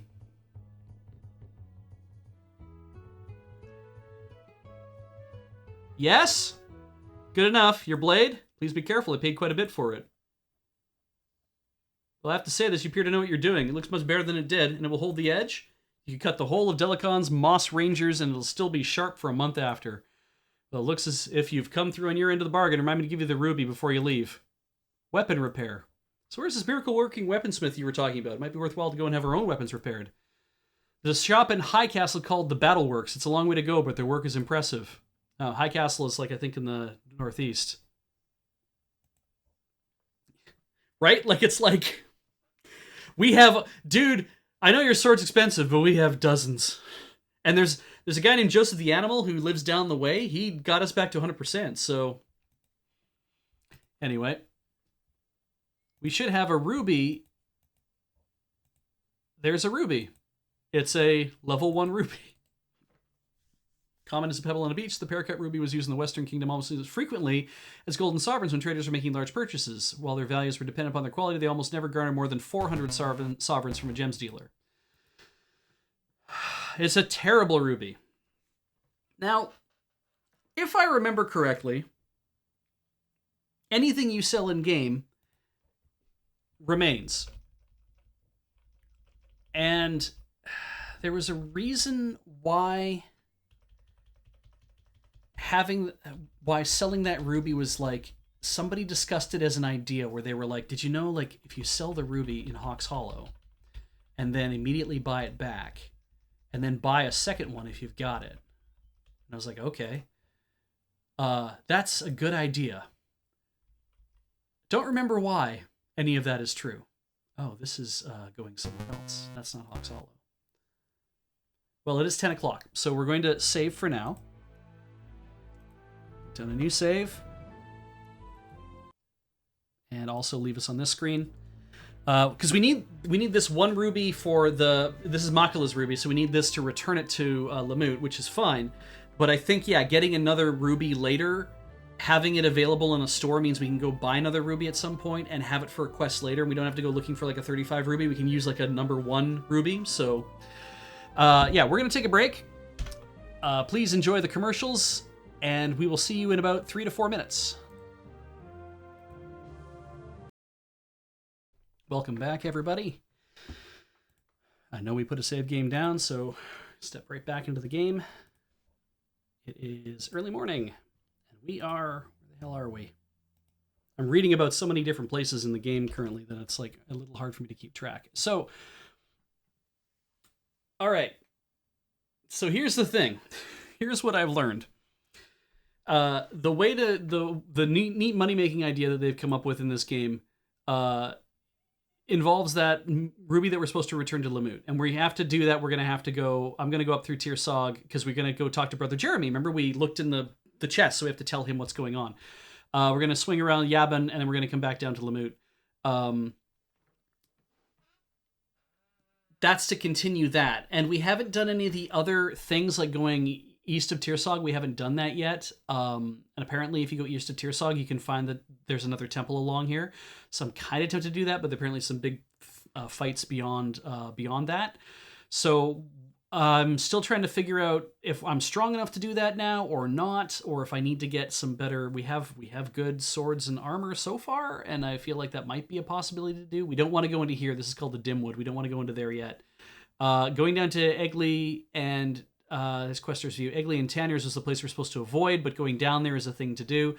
So, money-making schemes. This was the thing involving the ruby. I read up on how it works.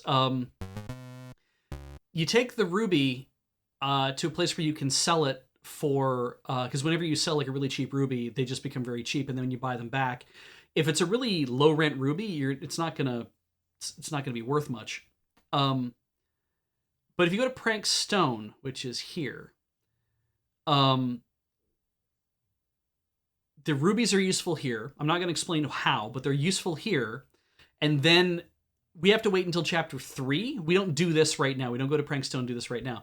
But we can dump our 1% ruby off in an area. And then in Chapter 3, we go between Prank Stone and Romney, buying in one area and selling in another, because the prices are going to be high in Romney enough that it's actually worthwhile to go back and forth. And if you go back and forth, if you do the trip once with a full inventory of nothing but stones to sell, you're doing arbitrage essentially. The guys in Romney, you'll make over 3,000 gold sovereigns in a way that it's worth to do it. Now. And that's an A trip. And we see how fast it takes you to get from, like, once you clear out an area like this, it's like, well, how fast does it take to go between there? Well, it's about the same that it takes to go between L'Oreal and Hawks Hollow, which is only about a few minutes. But it means that we have to wait until Chapter 3 to do this, which is not something that I was planning on doing. Now, I'm planning on doing something like this maybe later, because of the prices that'll be in effect in Chapter 3, and Romney is the thing that we're most concerned about. So if we want to make money, it seems like the lockpick duping is probably the best idea, especially doing it near Tirsog. So what we'll do is we're going to go back up north to L'Oreal. We're going to go on this side of the river, go to Brother Jeremy's house, do the thing, swing back into Lamut, and then before we return the ruby, we're gonna sell it once so we can buy back 2, because they're going to be very cheap. We're going to give one of the rubies back, and then we're going to keep that second ruby for ourselves. And if we decide to sell it, if we decide to do this whole money trading thing later, we can do that. Oh, right. And Flaming Corals actually sell for more than picks do. So we could actually just, and in Lamut, I think they sell for quite a bit. So yeah, we could literally just go to Lamut. We got that cache by the river, and we could just basically just do a ton of that. And I think we can sell Mordor Lampreys in Yabin. So if we swing this way, we'll go to Yabin, we'll drop off all of our stones, or we'll drop off all of our Mordor Lampreys that we don't need, and we'll get the hell out of here. I think that's going to be probably the easiest way to do it. Now, there was this, and I don't know where this goes. And I was, a little place to, a little house. Oh. It's an ambush. Hooray! Okay. On the plus side, we have some people engaged with fighting.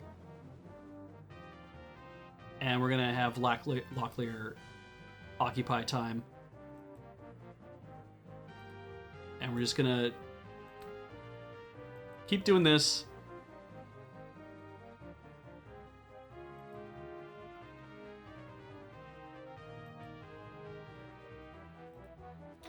All right, so we worked from right to left.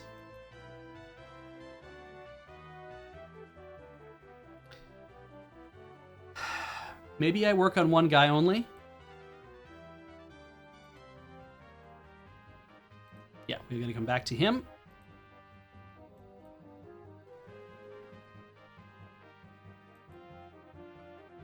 Go.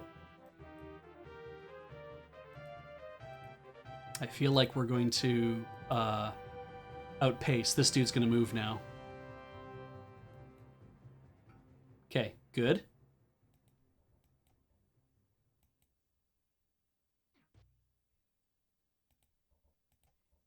I'll be able to rest, I guess, after this. Locklear's going to move over to here. Gorath has a shot. I would like to think that... Take the top guy.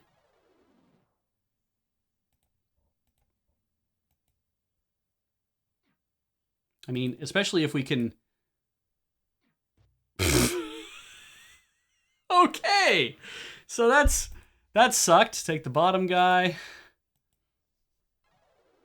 think that's going to happen more often than not. Let's shoot the bottom guy.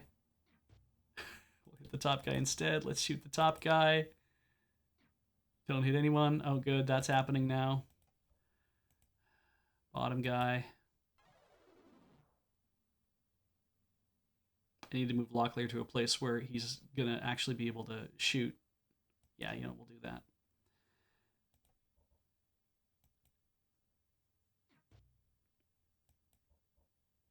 And we'll use Spare Thy Eyes because I really don't want this guy moving.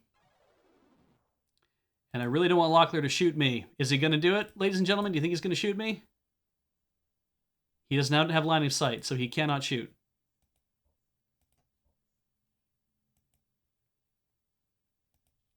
Is Gorath going to shoot me?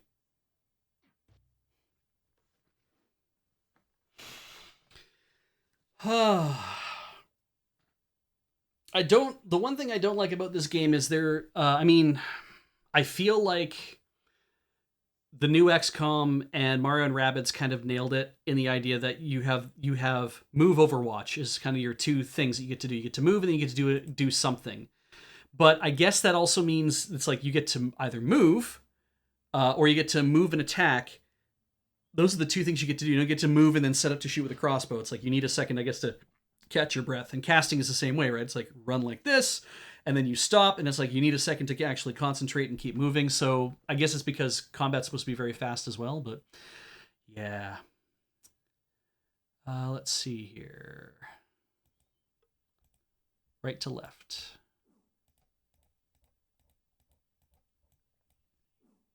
Give you that.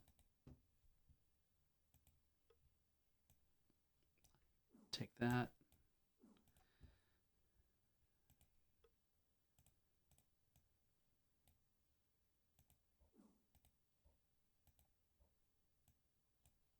I mean, we're using these to bust our crossbows, so I might as well just... How's he doing? 49%. That's not bad. He'll probably actually be able to bust through that pretty quick, in fact. Who's got space? Lockie's got space.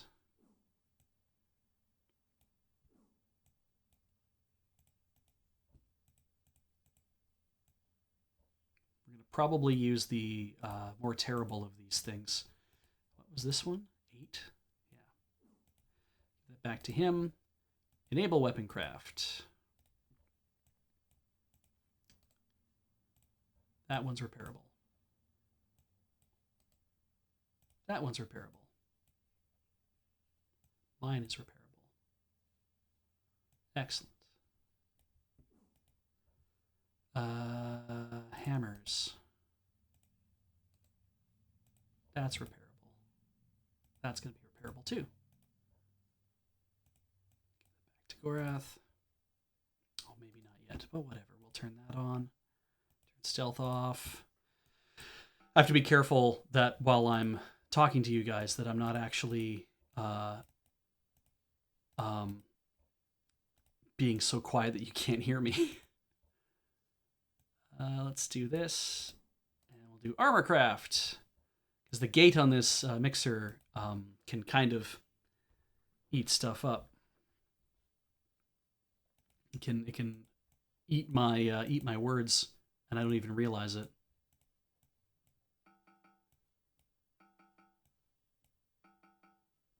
That's good. Yeah, that's repairable too. I wish there was a way to actually see the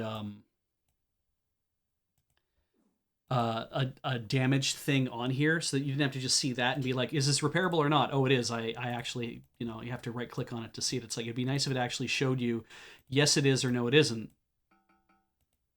No one hasn't taken a hit yet, which is awesome. That is repairable, which means we're going to need a whetstone. I like that it does put the things with the smallest uses on top generally, though. It's like, oh, we'll put the lowest of something that you have uses left on there. So let's see here. 4 and 20, and keep the 20. And this light crossbow is broken. We're not going to... I don't think I'm going to take that, am I? Why not? We'll just skip to Owen for now. We can always dump it. And everyone's abilities have gone up.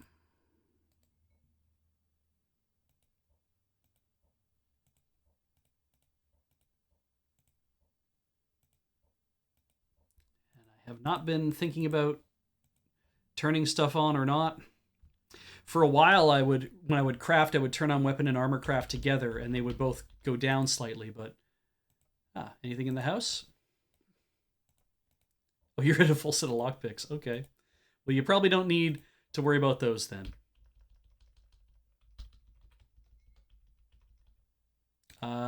Let's just save since we've done a successful ambush. How injured are we? Oh.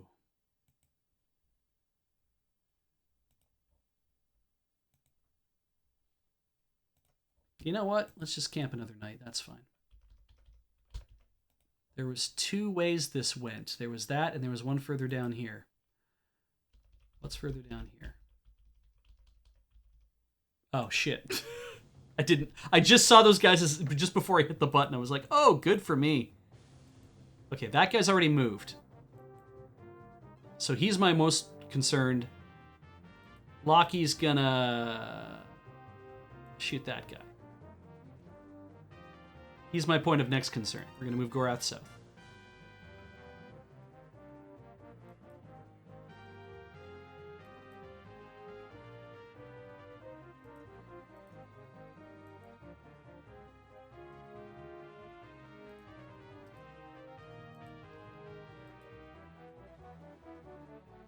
So one of these dudes is going to move in a second.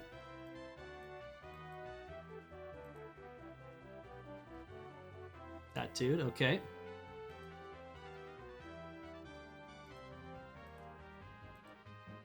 That guy.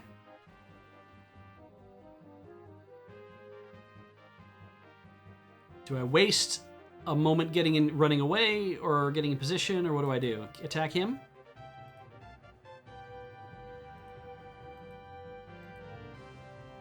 Attack. Get that dude set.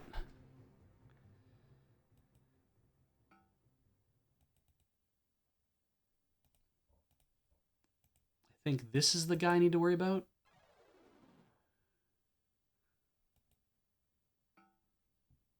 Gorath goes for the shot.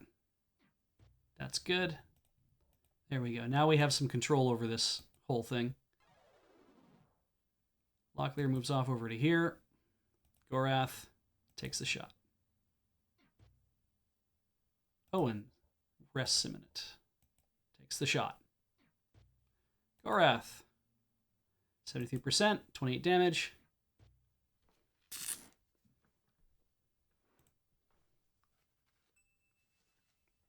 Accuracy crossbow went up. That's good. Left to right this time. Take some rations, why not?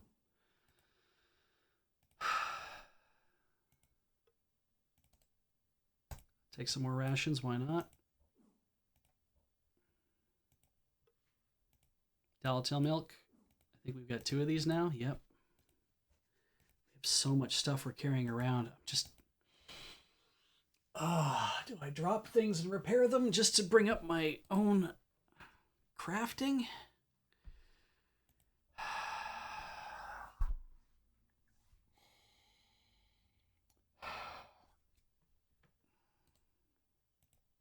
We have a couple of really nice whetstones now, don't we? Have the not really nice ones. Oh, I guess we have a few whetstones left over, so that's all right.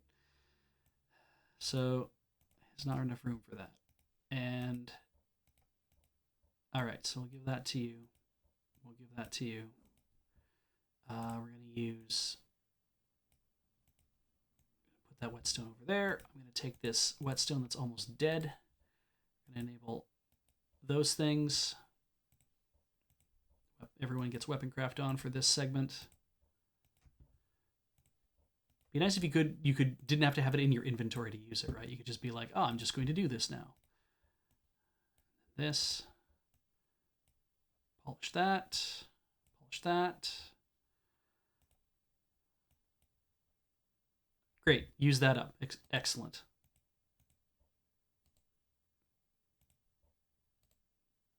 These have all been repaired. You need to remember to keep that one handy. Wait, we're gonna put that over here. Are these repaired? These are repaired. Okay. So in order to get that out, I need to throw one of these on here and throw that on there. And are we gonna do all weapons? Maybe that would be the simplest thing to do. Good. It might look weird that he has a whole bunch of different things on him, wouldn't it? Let's do weapons.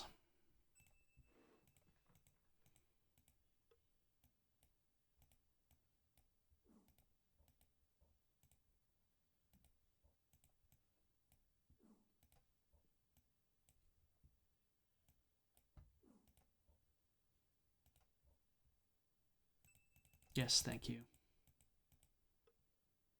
He's the guy with the 2 armors.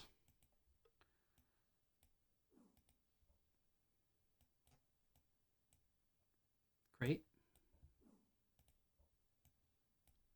Now we can start doing armor.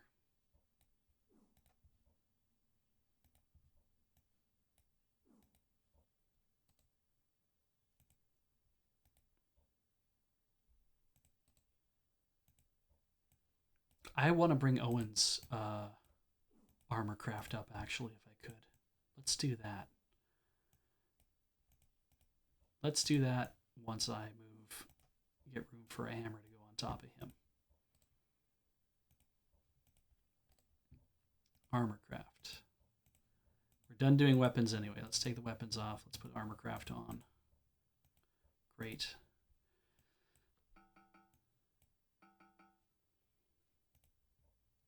You can only get your armor up, I think, to 100 if you've got...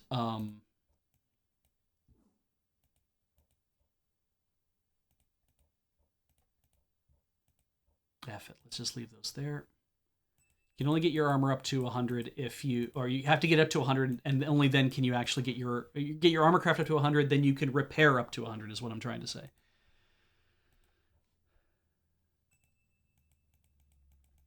And as I learned about books, the interesting thing about books, if you read the help web that I mentioned last time, in fact, let me just pop out of here.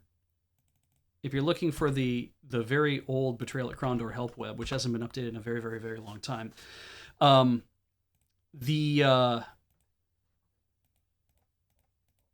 I think we'll just go with that. That's probably fine, right? I'll dump the 50. Why not? Take the 74. Sure. Where are we? Oh, we're on the road that's... Okay, we're east of Hawks Hollow. We'll go down to there. That'll be fine. We'll turn back. See, now there's another little road I want to go down.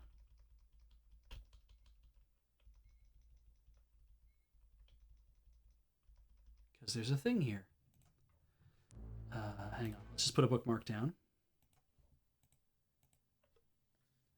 When no one answered their knock, they peered into the hut through an ash-stained window pane. Inside, they could see bones strewn about the dirt floor like forgotten toys, playthings of a death god long gone mad. Against the far wall, eyeless skulls were heaped one atop another with no particular sense of order or orientation. What is this place?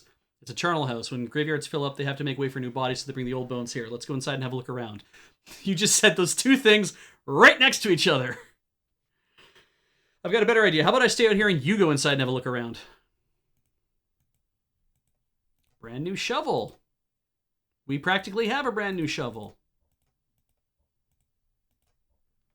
The charnel house is, I guess, just what it is. It's fine. So we need to go north to L'Oreal, and that's what we're doing right now. So, right. So that in the help web, they explain how books work. The first time you use a book, you get the initial chance of a thing happening. Like, it's like, you're going to gain, I don't know, plus 15 the first time you ever read a book, right? Or plus 7.5 or whatever it is. You'll gain that percentage the first time you read any book. So buying a book is worth it because it's an instant boost to your stats. But the after that, when you read a book, it's a percentage chance of you actually learning more from it.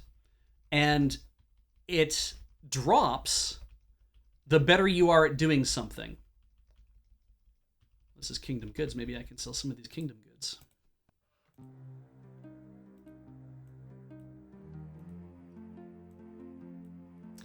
So if I find a book somewhere, like that one that was like, here's how to trade, there's value in that book because I'm going to get like an instant boost of however much for reading it. And then every time I read after it, so there's the book, right? So then I will get a boost to haggling immediately for having read it the first time, which means that I think everybody gets a boost to haggling for reading it the first time. So that's kind of a when I read all of the stuff with crossbow, I should have given the book to Lockie so he could have gone up like a chunk of crossbow immediately as well, and we did not do that. So I'm not going to buy another book just to do that at this point, unless I feel really crazy. So for haggling, I'll let everybody read the book at least once, and then if I want to, the thing to do then is to give the book to the person who has the least haggling and let them read it a lot to go up.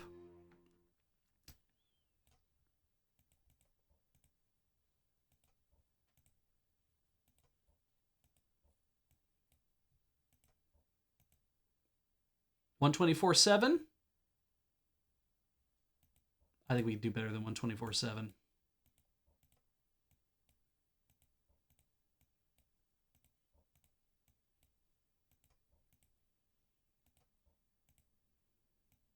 Oops, not that. I mean, I might need that. Oh no, we got lots of rations still. We picked up all those extras. I thought I said share with party. I guess I did not.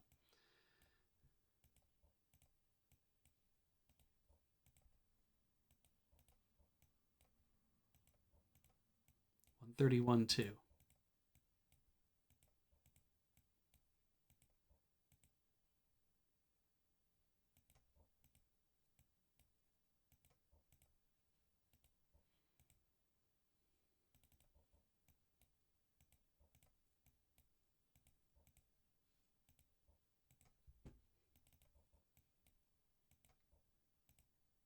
Yeah, okay, we'll take 124.7. Why not? And we'll leave. Gorath's haggling went up. That's cool. So now if if I go in here, 68% is 37, 57. So from 68, I read this book, and I believe when you have haggling, yeah, it's the only thing selected for everybody. Meant as a handbook of the relative values of trade items, the work also put forth a number of theories about the nature of trading and offered suggestions on how to deal with difficult merchants who wish not to haggle. After having paged once through the work, he went back and made note of some of the maximum values he could expect to make off certain goods in their prime condition. Broadsword this, light crossbow that, red rebrew this, ruby this, mortal lamprey this, picklocks that, standard armor this, emeralds, something for Mortal Lamprey, Mortal Brooch, Gilder's Passkey, Galen Griefmaker, Diamond. Yeah, you can make 1050 off of 100% Diamond, apparently. So now, I go up to 83. So Gorath is at 37. He went up to 52.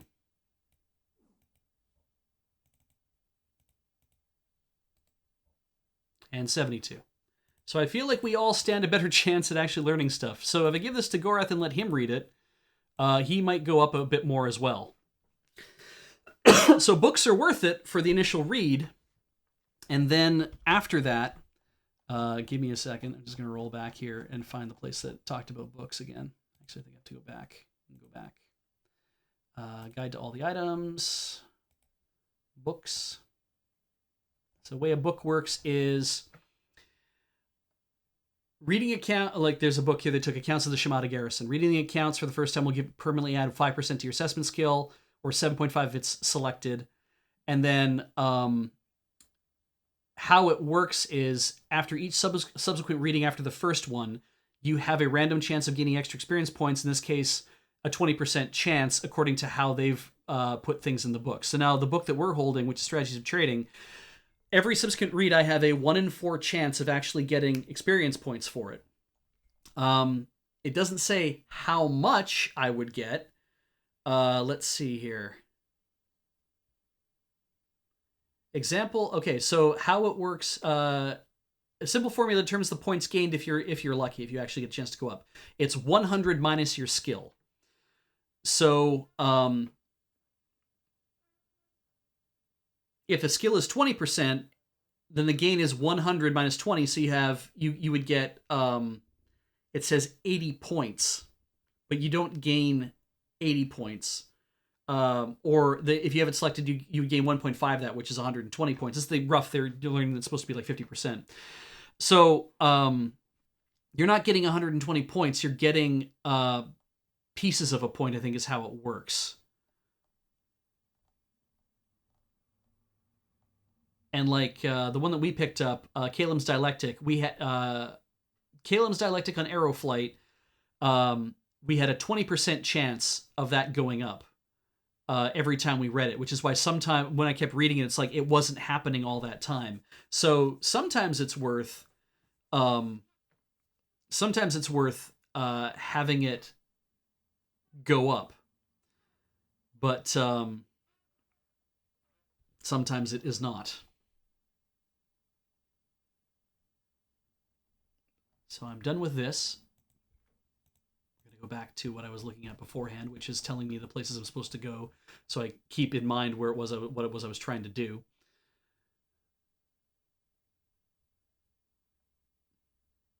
And we're trying to go to Brother Jeremy's house. And it is morning. It is night. And I don't think I get to go inside here. I might get to do it later in the game, maybe. Maybe that's how that works. On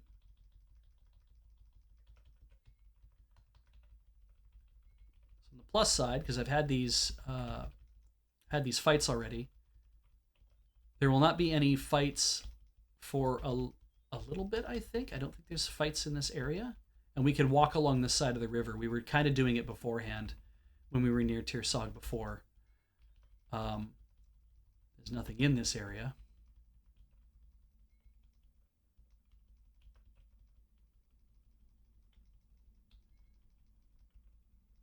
And we're looking for Brother Jeremy's house.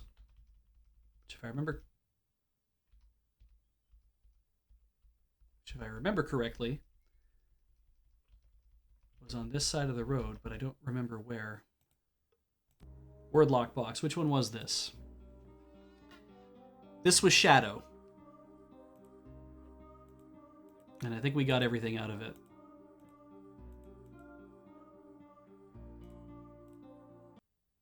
Oh, we left a spy note here. That's right, because there was a spy note in here. We left the torches in there. Yeah. And there was that body there from a dude that we kicked the crap out of. I guess we took all of his stuff.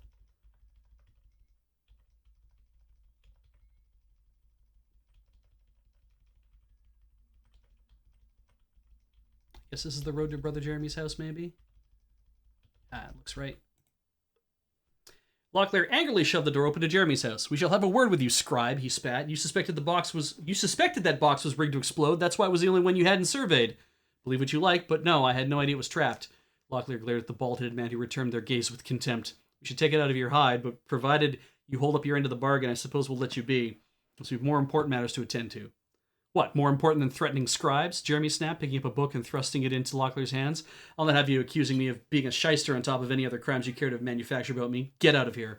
Without a word, they left, slamming the door behind them. So we got a book. We just talked about books. That book is Thifil's Bird Migrations. Locklear grunted, the volume a leaden weight in his hands. Considering the difficulty he had in getting through even the thinnest written works presented to him, he was astounded any writer would actually have the stamina to fill the 1,000 or more pages stitched between the book's leather covers. Thifil's Bird Migration is the best book in the game because depending on what you have selected, that's the skill it raises. And if you have multiple skills that you want to go up, then you just select a few skills. But what happens is that when you have none selected, they all go up by 5%. If you have one selected, that one skill goes up by that one skill will go up by 7.5%. Let me just double check that. I want to be sure that's correct. I don't know if it's all skills at that point, or if it's just if it's when you select a skill and you read it, that you get 7.5 per. Let me see. I definitely have to read how this works, because I don't want to risk just trying a thing and being like, well, that didn't work, did it? Move over, books. Okay, so as best I can tell, when you use this, all skills plus 5%, none selected. All skills plus 7.5%, one selected. All skills plus 6.25%, two selected, etc., but never less than 5%. So if I select all the book, all my skills, they all go up by 5%. If I select one, it still says all skills go up by 7.5%. I'm just like, is that what that actually means? I mean, we could just put a bookmark down and try it. And then every subsequent read, you have an 8% chance of it doing something. So we know that if none are selected, we get 5%. If I select one that I do want to see this one get better, maybe defense is actually the best one that I do, then, because it's like, this is the one where I get 5%. So it actually would almost be better to do it on something that would not rise normally. That would take a lot of work to, like, it's already high as it is, so it's going to take longer for it to get better. So like, not haggling or barding over here, but accuracy casting might be a good idea.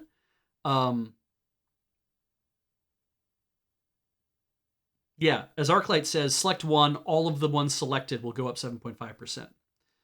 And we know that, but I want casting to get better, and I want accuracy melee to get better, maybe, or I want crossbow accuracy to get better. And then I guess I would want accuracy melee to get better here. So let's try that. We select one, put down a bookmark. We've saved a bookmark. Lockie reads, his thing is accuracy melee. Many times, Locklear flipped back to the cover of the book to reaffirm that the title had in some way been connected to the migration of birds. While the author had begun a discussion of winged wildlife, he quickly meandered into a discussion of the famed battles of Midkenia, continued on to a reiteration of various battle songs, diverted to a rant about the prices of ale in kingdom taverns, tangentially lamented about the plight of magicians, and then ended on a humorous anecdote about his mother-in-law having consumed a vial of Fatimore's formula to outslug its Sirani warrior in a bar brawl. Locklear's abilities have increased. So what happened? Jesus.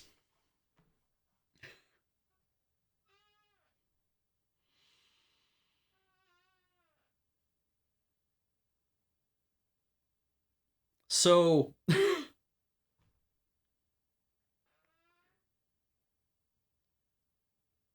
I forget what everything else was.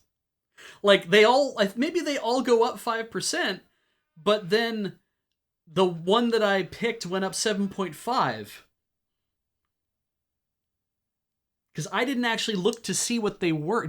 I'll reload from the bookmark. Let's keep an eye on that. Restore game from bookmark.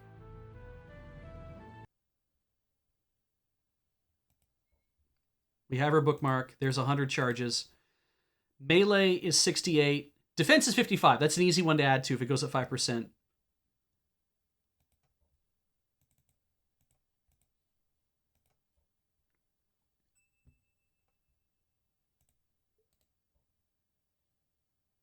$55 turns into 60.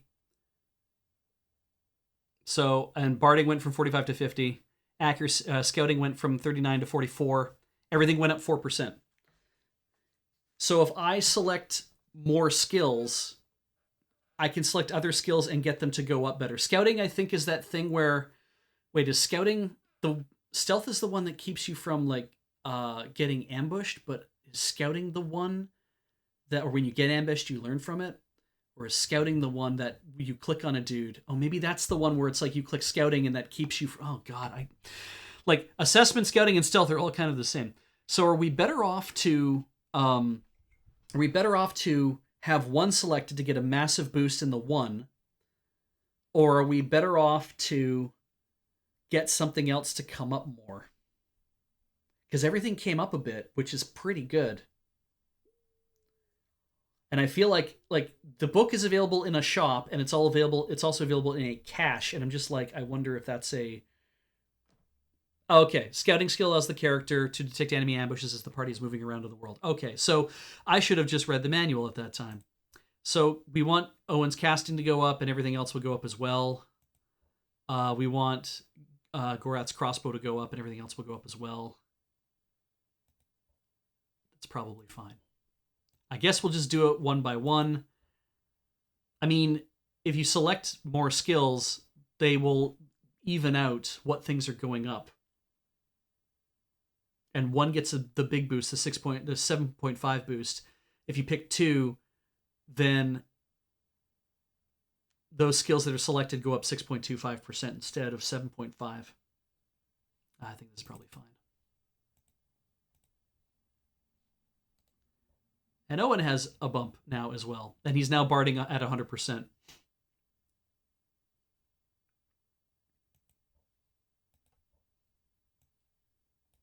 Yeah, I know it's long, but trust me. That's strategies of trading. Ah, right. Because we read it a few times. That's Thivel's Bird Migrations. And all of his stuff went up. Excuse me. That's good overall. I like this. It feels like the thing to do is to so then wait, what is the stealth skill? Is it the one that lets you sneak up on an enemy to attack it?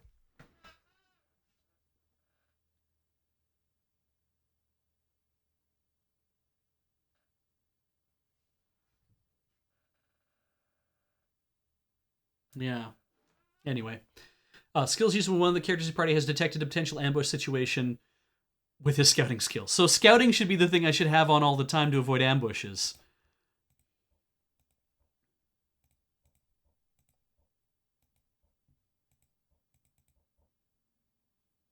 All right. I think we're gonna do that, that's fine.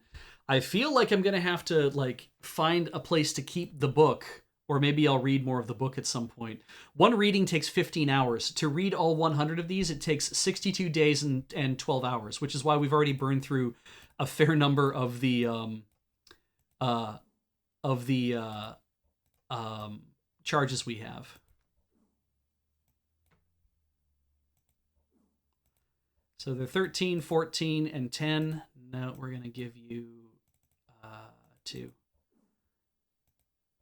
13, 12, and 12. That's fine. Yes, scouting successes will have that pop-up of, look at that thing. It means there's an ambush. Right, we did that once before where the crows are all weird or the trees are undercut or whatever. Because I think you get those for free to let you know that this is what happens when you're about to get rumbled. Let's get our ration spread out, so that's good. So that means that if we want to read these books, we could just sit down and do it, but we are going to have to buy some rations, do some reading, read, and then come back over and over again and keep doing that. On the plus side, 49% on that bow there, which is not bad. We're done with Brother Jeremy. Let's drop an actual save. We're on 14 now. We're almost to the end of the scheduled stream.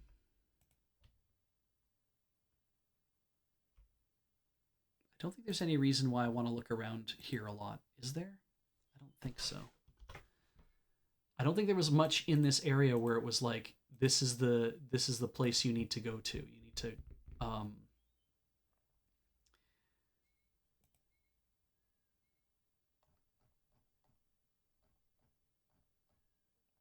let's just double check if there was anything in Tirsog that I really, really needed. At this point, for me to whip around,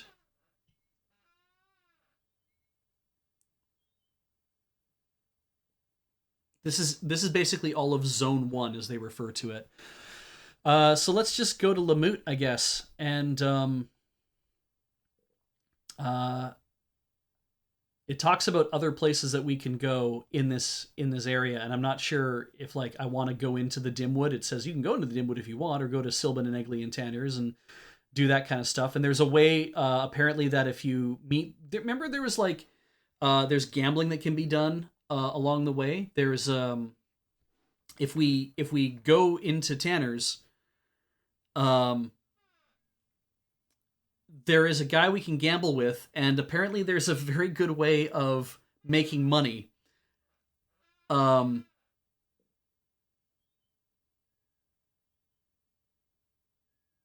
might be faster than lockpicks. I don't actually know if it is a faster or not. It involves gambling. Cue everybody saying gambling, I'm in. What is this place? Is this Yavin? That's Yavin.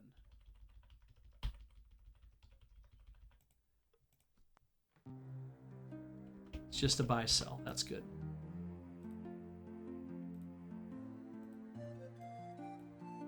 Yep. Buy these swords.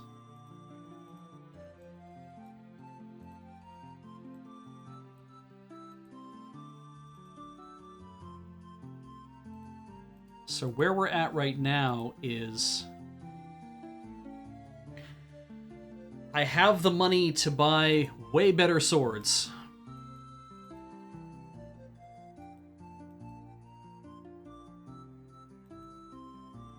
The question is, do I? Also, how good is my hammer? 2 uses? It stands to reason I should just throw out that hammer, or at least I should buy a new one. We're in a shop, so let's turn on that 88% haggling skill and see how we do.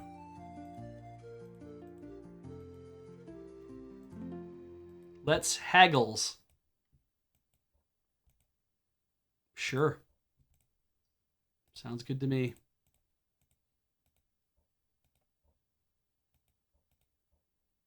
If I wanted a great sword, what would you give me? 780. Holy shit. Oh god, is that worth it?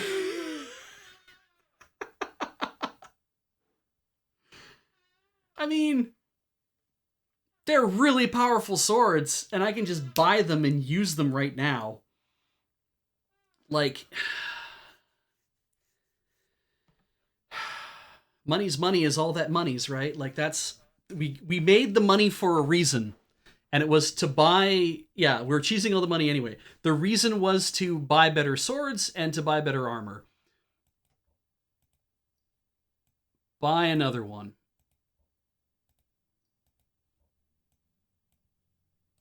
So let's have a look now. This Mortal Lamprey, 3 and 15, +5 and -5, and his racial mod on elf, so it's hard that way.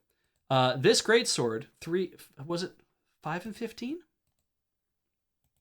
3, 15, 5 -5. 3, 15, 5 -5. 36, 52, 10, 0. Like,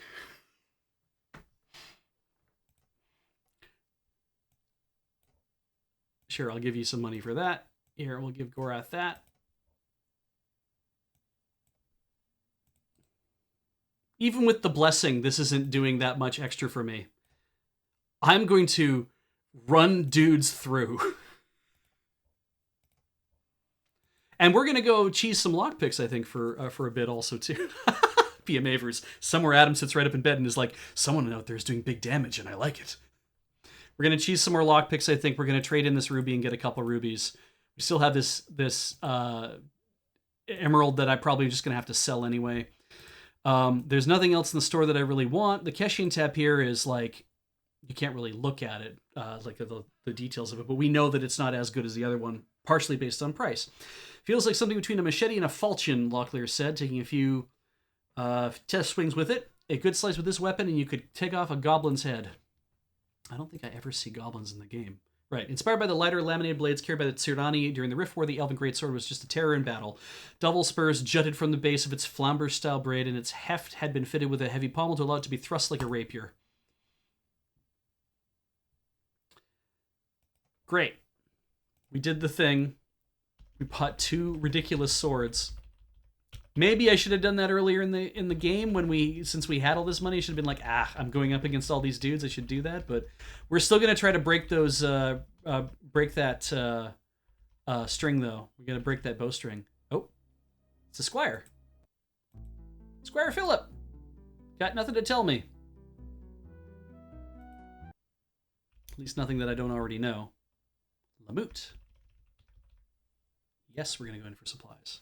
And we know a place that we can go bless our new swords if we want. Exactly. As we find more temples, we can get them blessed even better. We have the money to afford that, and it'll just add more damage and whatnot on top. So we are looking at...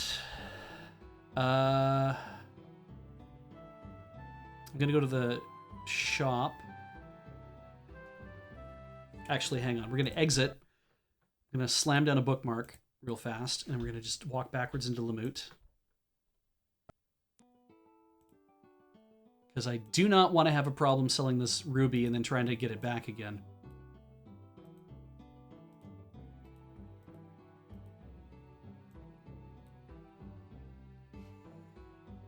Why wouldn't I? Can you haggle these? Sure. Great. I'll take another one at that price. I'll take another one. Oh. Oh, you can't double it up, maybe. Where is it? Oh, there it is. Okay, good. I was like, whoa, Jesus. All right, we got a couple rubies now, and an emerald, some other stuff. And crossbows haven't broken yet. We will eventually get there.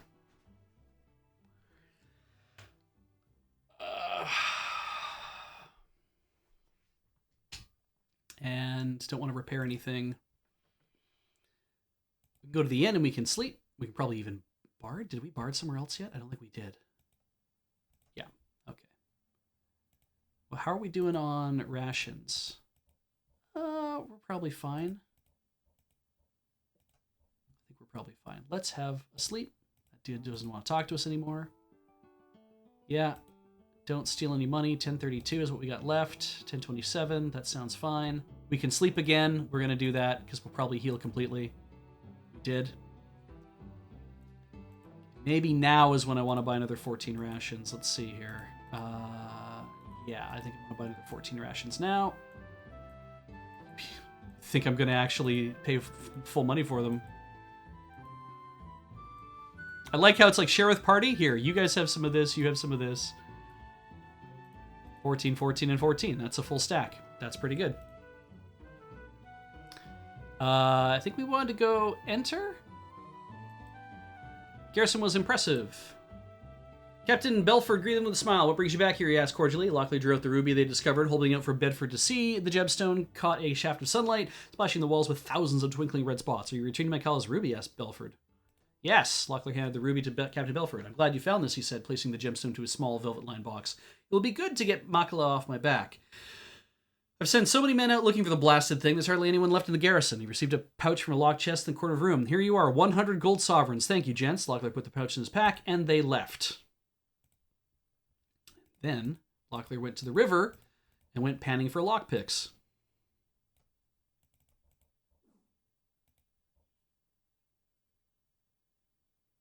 Right, the issue is that we can put a whole bunch of lockpicks in our inventory, but can I actually sell them here in Lamut? Let's find out.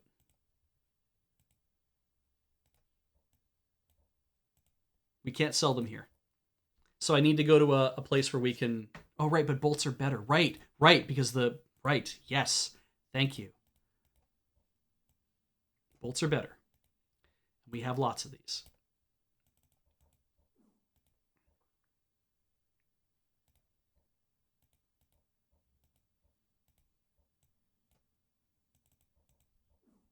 Now, is this will work, right? Of course it works. It always works.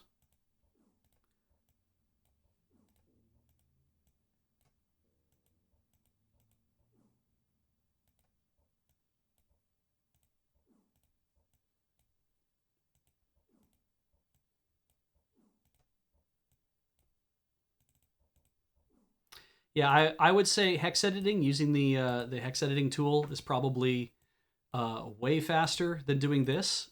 I just like that. The reason why I'm doing it this way, because it's kind of like, well, if I could just do it any way that I wanted by hex editing, I still feel like somehow that I'm not experiencing the game, which is I know is a really, really minor point, and it largely doesn't matter. It's all about shades of whatever you're comfortable with. So, and I'm like, I wanted to do this thing on stream this way because I'm like, hey, it's the game. This is a game. This is even the patched version of the game, and they still, you know, it's still the way that it is.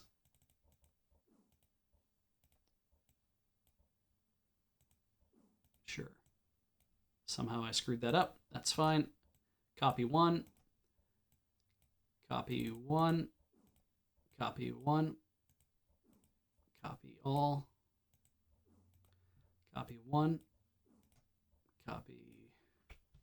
Oh, that doesn't, you can't just hit one to speed things up. Copy one. Can't just hit enter to speed that up.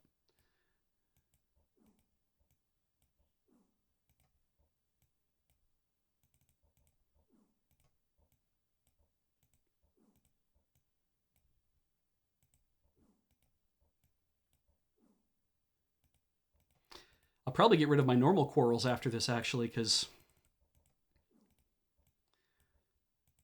flaming quarrels are less accurate, but they are more powerful, and we're also trying to break stuff, so I should probably be using these more than the other ones, but we'll make sure that the guys have enough to carry around with them.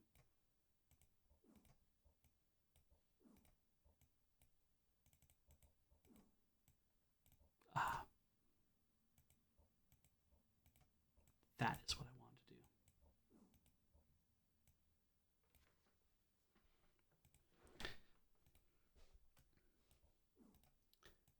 Locky.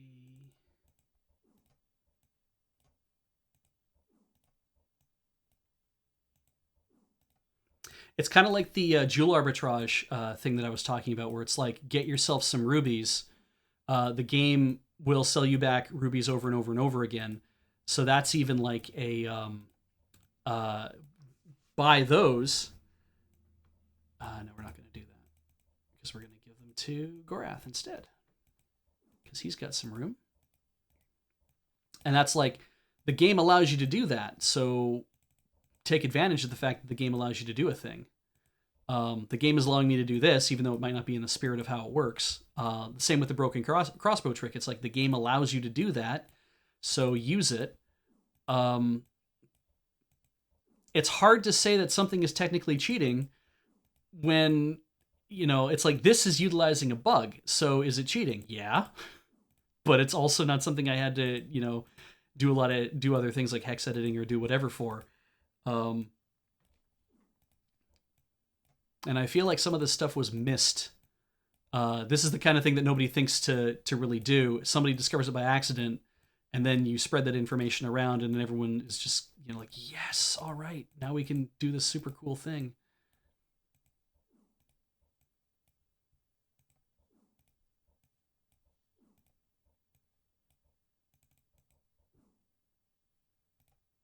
I've effed it up.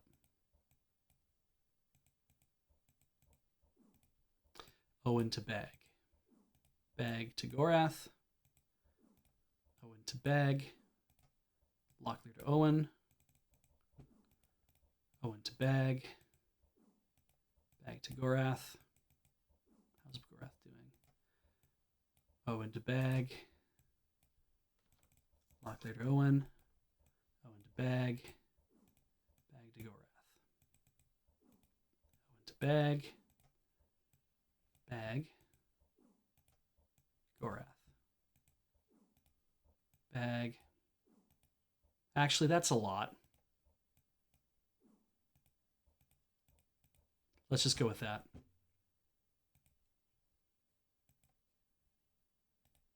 I think you'll find, yeah, that's pretty fast too.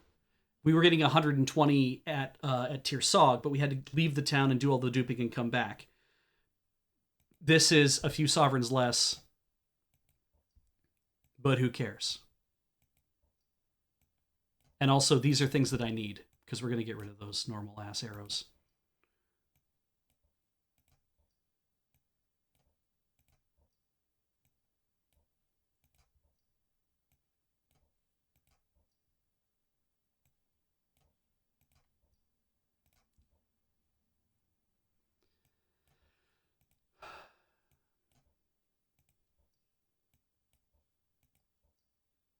This will be good. When I eventually find a store that's selling really nice armor, I can just buy really nice armor. And then hopefully I can carry my sovereigns into the next part of the game, into the next chapter, and be like, okay, now we're doing this. And it's funny how much, like, having better armor is going to make a difference as well.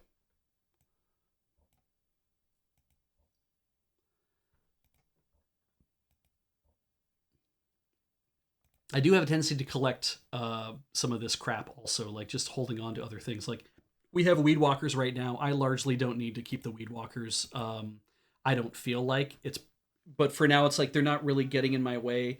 I might just turn around and sell them at some point. I largely don't care if I keep them or not. I didn't want to use my Dragonstone on armors because I'm waiting to kind of get the nicer armor. But then we'll also end up getting our armor blessed at some point as well. So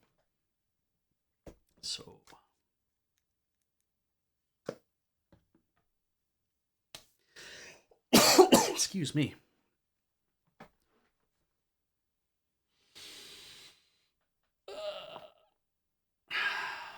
Okay, questions quick here. Pot shoes. Yes, weed walkers. They give you stealth. Otakon asks, what are the gemstones for? Currently, I'm holding on to this ruby because I might use it later in the game to do something else in like chapter 3. I'm holding on to this emerald because I don't know why I'm holding on to this emerald. Actually, I could probably sell it, but I'm going to wait until Hawks Hollow is like the best place to go sell it, and so maybe we'll just swing by Hawks Hollow one more time and I'll sell it. But I'm also kind of weird about, like, maybe it's worth keeping it or not. It's not 15, it's percentage. The value rating is 15%. From what little he had learned from gem dealers at trading fairs, the emerald had been prepared in a navette cut. Beyond that, he wasn't certain what the actual value of the gem would be until he attempted to sell it. Rubies, on the other hand, this is a 1% ruby. It's not great, but sentimental value to the person who asked us to go look for it. We still have some of those left, so that's good. We'll have to use those up eventually. I think we're doing okay on stuff. I got my Ring of Prander that I'll use at some point. God, I wish rings would stack or go somewhere else. I don't know what that's for again. But anyway. Yeah. The real prize is going to be Elven Quarrels with Poison on board. That's the thing we really want. And the paper packages are rations. That's correct. Okay, so that takes me up to a break.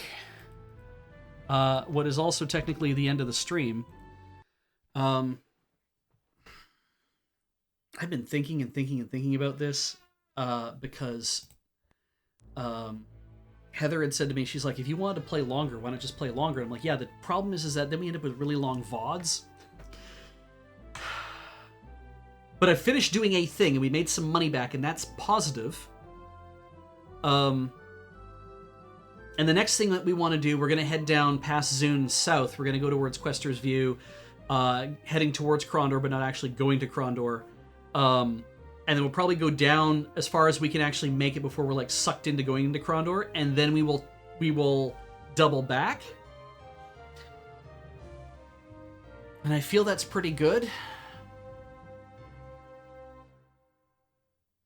So yeah, okay, you know what? We're gonna be done for the night. I'm gonna take us offline.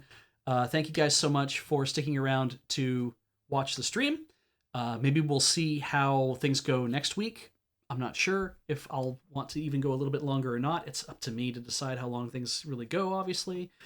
But 3 hours is, I think, enough for the night. So I'm gonna go back to the booth briefly. I want to thank everybody who came to watch me tonight. This is awesome that you all showed up. Let's look at people who stopped by. You all stopped by. Let's look at people who subbed, because you here on Twitch, you help the stream keep rolling, just like the people on YouTube, in our YouTube memberships, and also people on patreon.com/loadingreadyrun. That is our Patreon, and if you are a subscriber, thank you so much for doing that. And then past that, there is the store.loadingreadyrun.com. If you go there, you can buy all sorts of things that we have available that, go look at the store. There's what's in the store again? Our DVDs are in the store. That's one thing. Shirts are in the store. We sell a lot of shirts. Lots of play mats. The Checkpoint mug, if you're interested in getting a Checkpoint mug.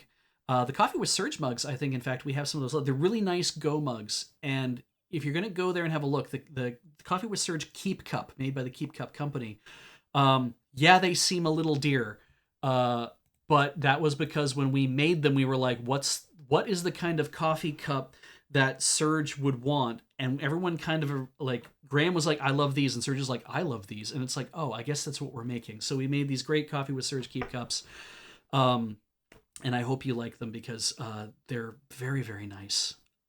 They're what Surge drinks his coffee out of on the go, apparently, on occasion.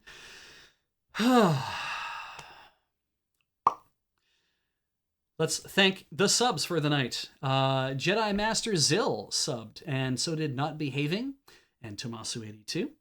Radiant Sound subbed. Demullet14. Self-Existing also subbed.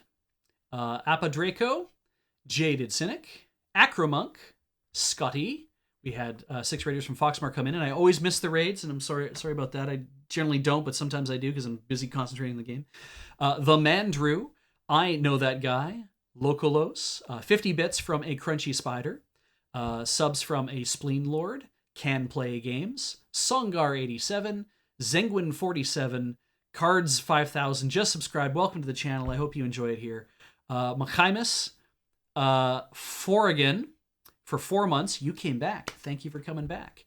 Library Rules Rule, Divrion, for 9 months. Got that sub, baby. The Hakofo.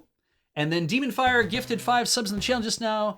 Thank you for those, Demon Fire. And Mr. Q Bear gave us another sub just now. I just saw it pop up on the stream. That's going to be it, ladies and gentlemen.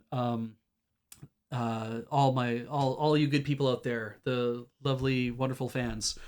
What's it? Guys and gals and non-binary pals, for people of all shapes, abilities, and genders. The things that we say at these streams, and thank you to all of you. I'm so glad you guys show up. You're making this a lot of fun for me and making it very hard for me to stop, which is why I keep talking. So I'm just gonna stop. So have a lovely night. Up next tomorrow is Rhythm Cafe. It is Mother's Day tomorrow, but also Rhythm Cafe is tomorrow. And then after that is This Your Card? And you will see me again. There's Dice Friends on Monday, and there's all the streams we normally have on Tuesday. You can go to loadingreadyrun.com/live to see that. But I also return Tuesday night, so we will have more of this game then. See you later.